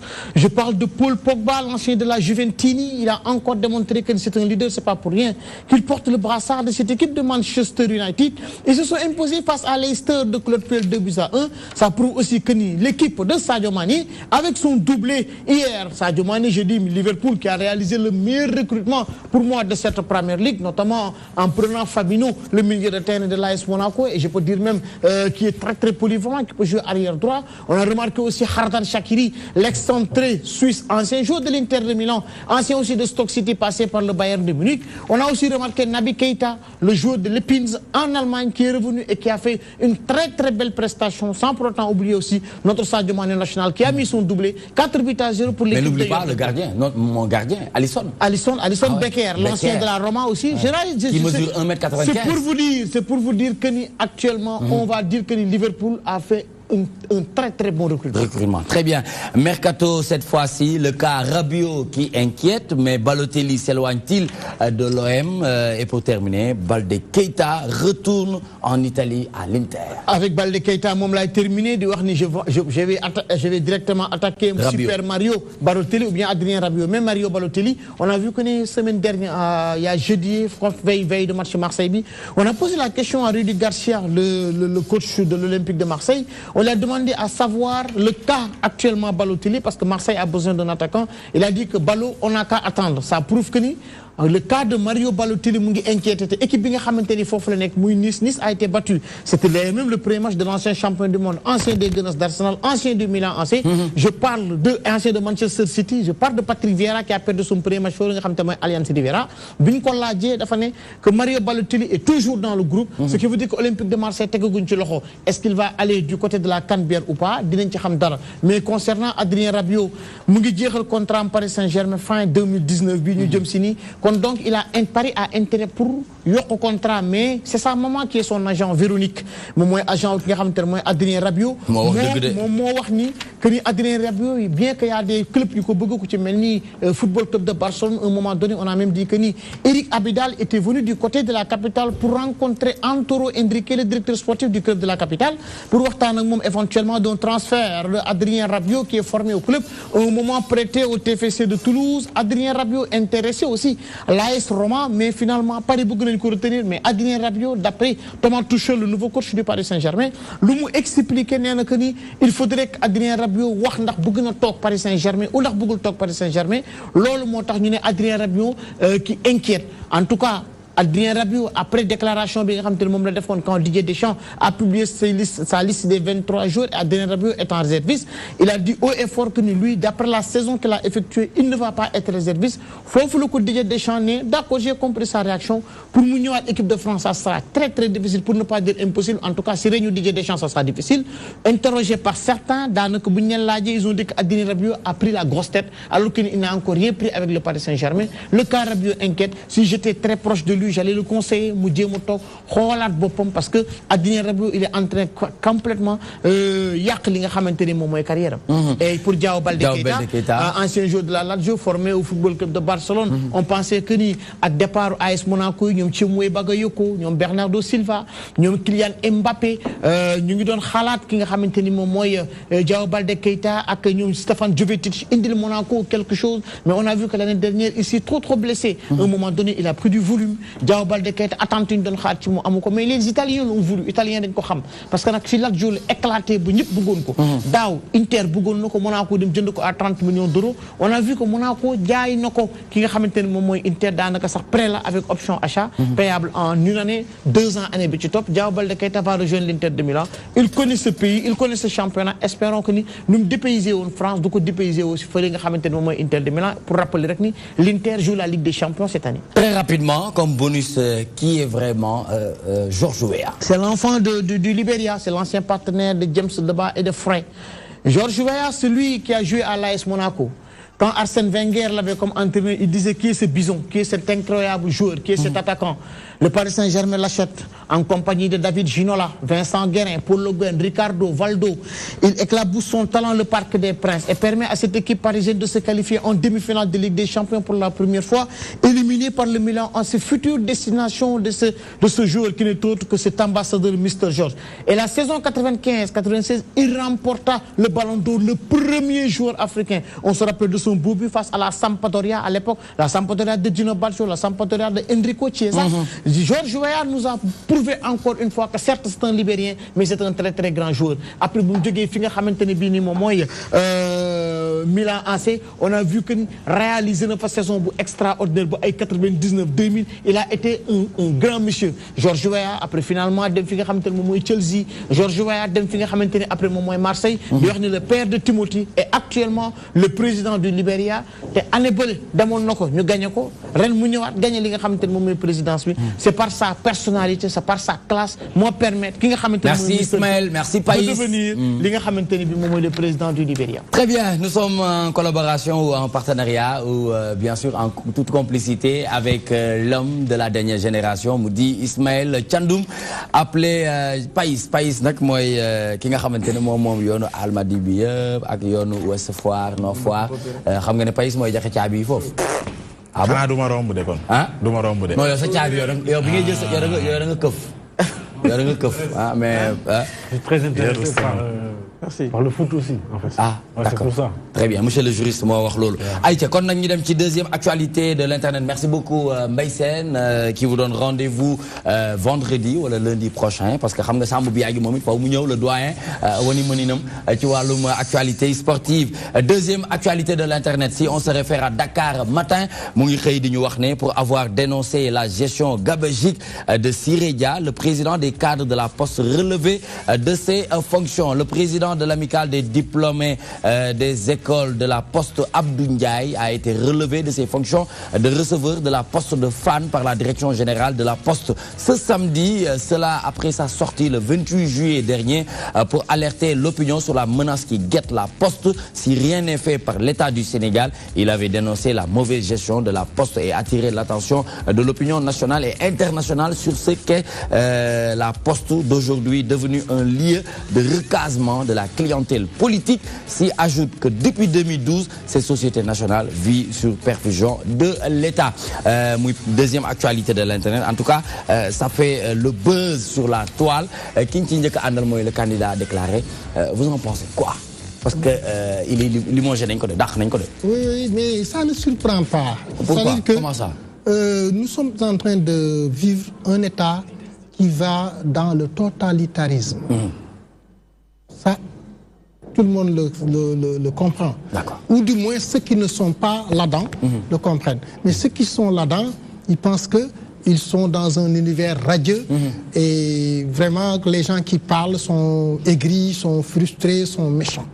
Alors, mais nous qui connaissons le Sénégal, fi ñu xamee Sénégal ñun ñi xam nañu Sénégal ci Senghor xam ko ci Abdou Diouf xam ko ci Ablaye Wade xam ko ci Macky Sall xam nañ ne dëkk bi dafa régresser ci domaine yu bëri et que su fekkee sénégalais yi jóguñu taxaw pour arrêter les dérives autoritaristes du régime apériste fi ñu jëm dina métti. D'accord.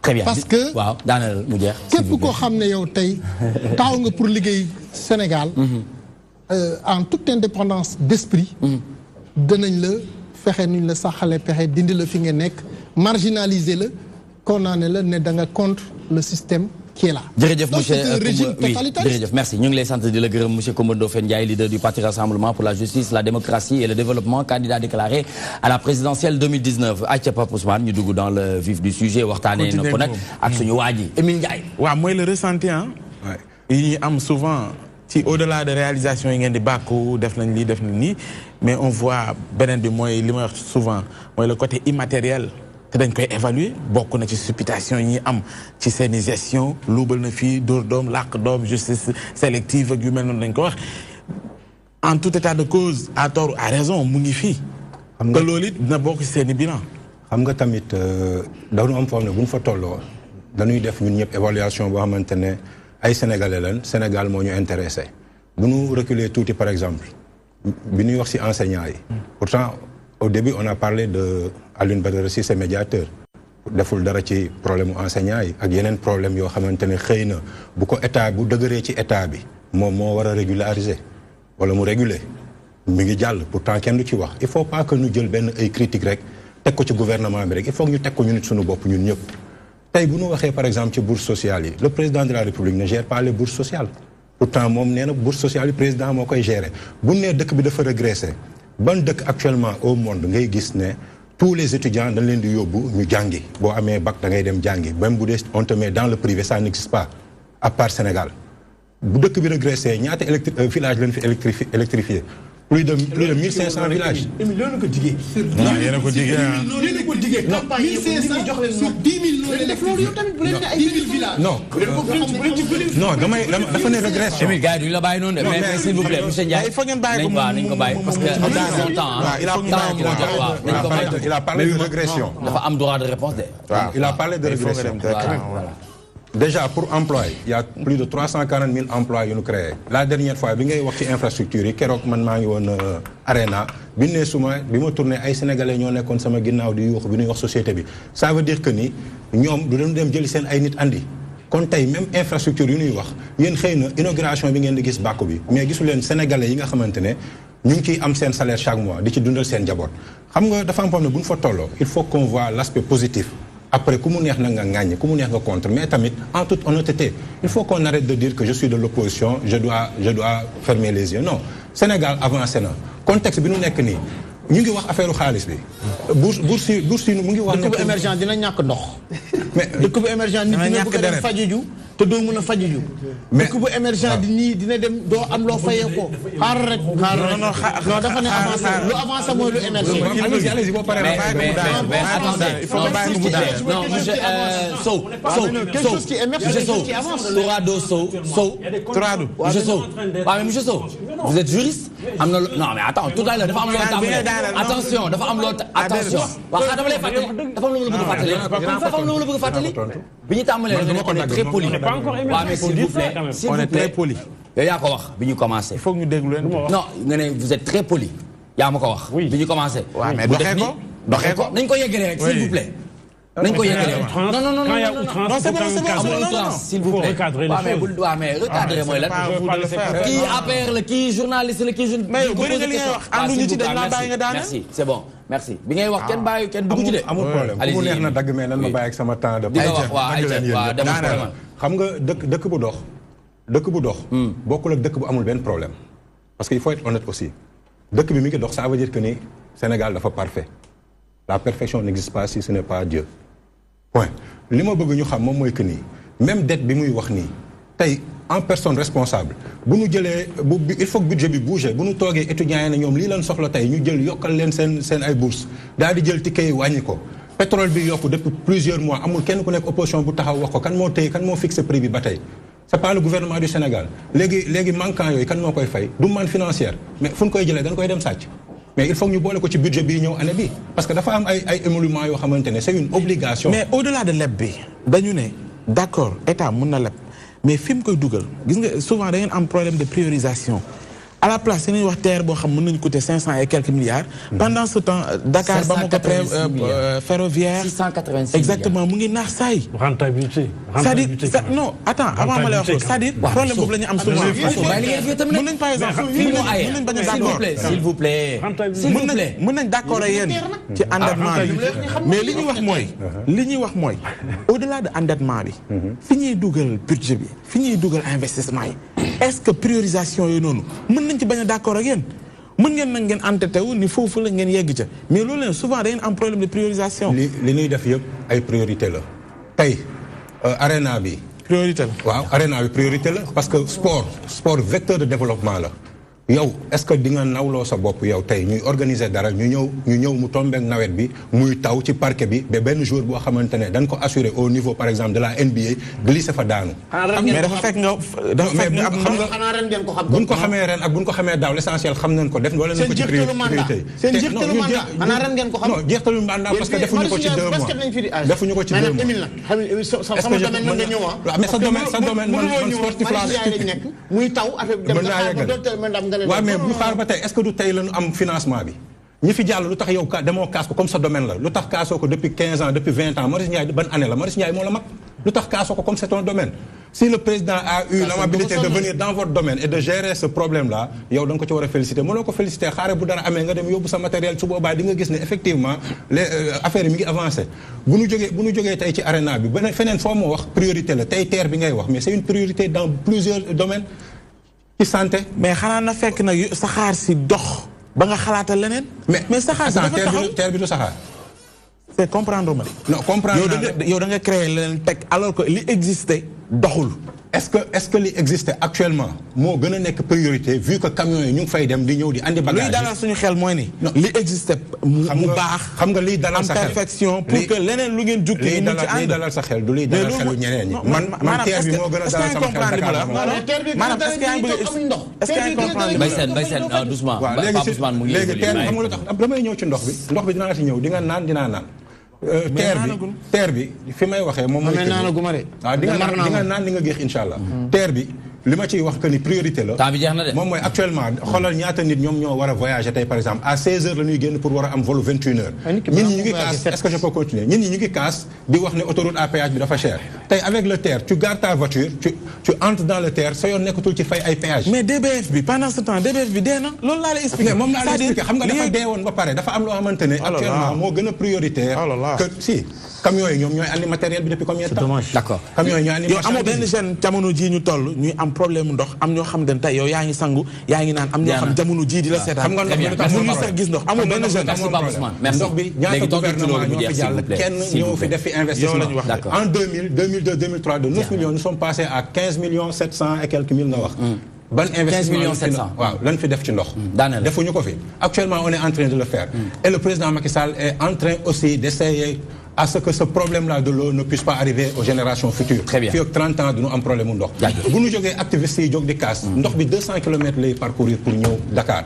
pourquoi ñu war a kaas activistes yi war a kaas ñu war a def dessalement fii te dans tous les pays presque dessalement mi ngi existé solaire bi noonu la woon bi ñu ko fiy monté ñu ngi kaas léegi gis nañ ne courant bi coupétul presque il faut que ñoom ñu xaar ba gis mu concret ñu soog a wax mooy li ma lay wax rek xippil xool bi foog mu am te yéen journalistes yi yéen a war a fexe gars yi gis. merci wan leen réalisation yi wan leen infrastructure yi ñu xam ne que ni y a pas mieux que le président Macky Sall. Très bien, merci beaucoup monsieur Émile Ndiaye, initiateur de la plateforme Sénégal Falat Macky, muy secrétaire DSE APR foofu ci Italie ñu doon waxtaanee lu jëm ci activité politique et citoyenne àndoon ak Touradou Sow muy président du mouvement And Defar PA muy membre fondateur de l'APR juriste de formation. Merci beaucoup à monsieur Coumba Ndoffène Ndiaye, leader du parti Rassemblement pour la justice, la démocratie et le développement, candidat déclaré à la présidentielle 2019. Ceci prend fin, on vous donne rendez-vous demain Inch'Allah, même heure sur les antennes de la DTV. Vivez toujours une partie de cette magie à travers le rendez-vous incontournable. Merci Mbaye Sène, merci à Pape Ousmane et l'ensemble de l'équipe technique bi nga xamantene àndoon nañu ak ñom. Modou Mbacké Niang ci xibaaru mbarax bi, programme bi continue di woy sur la magie de toutes les télévisions sénégalaises. Bonsoir.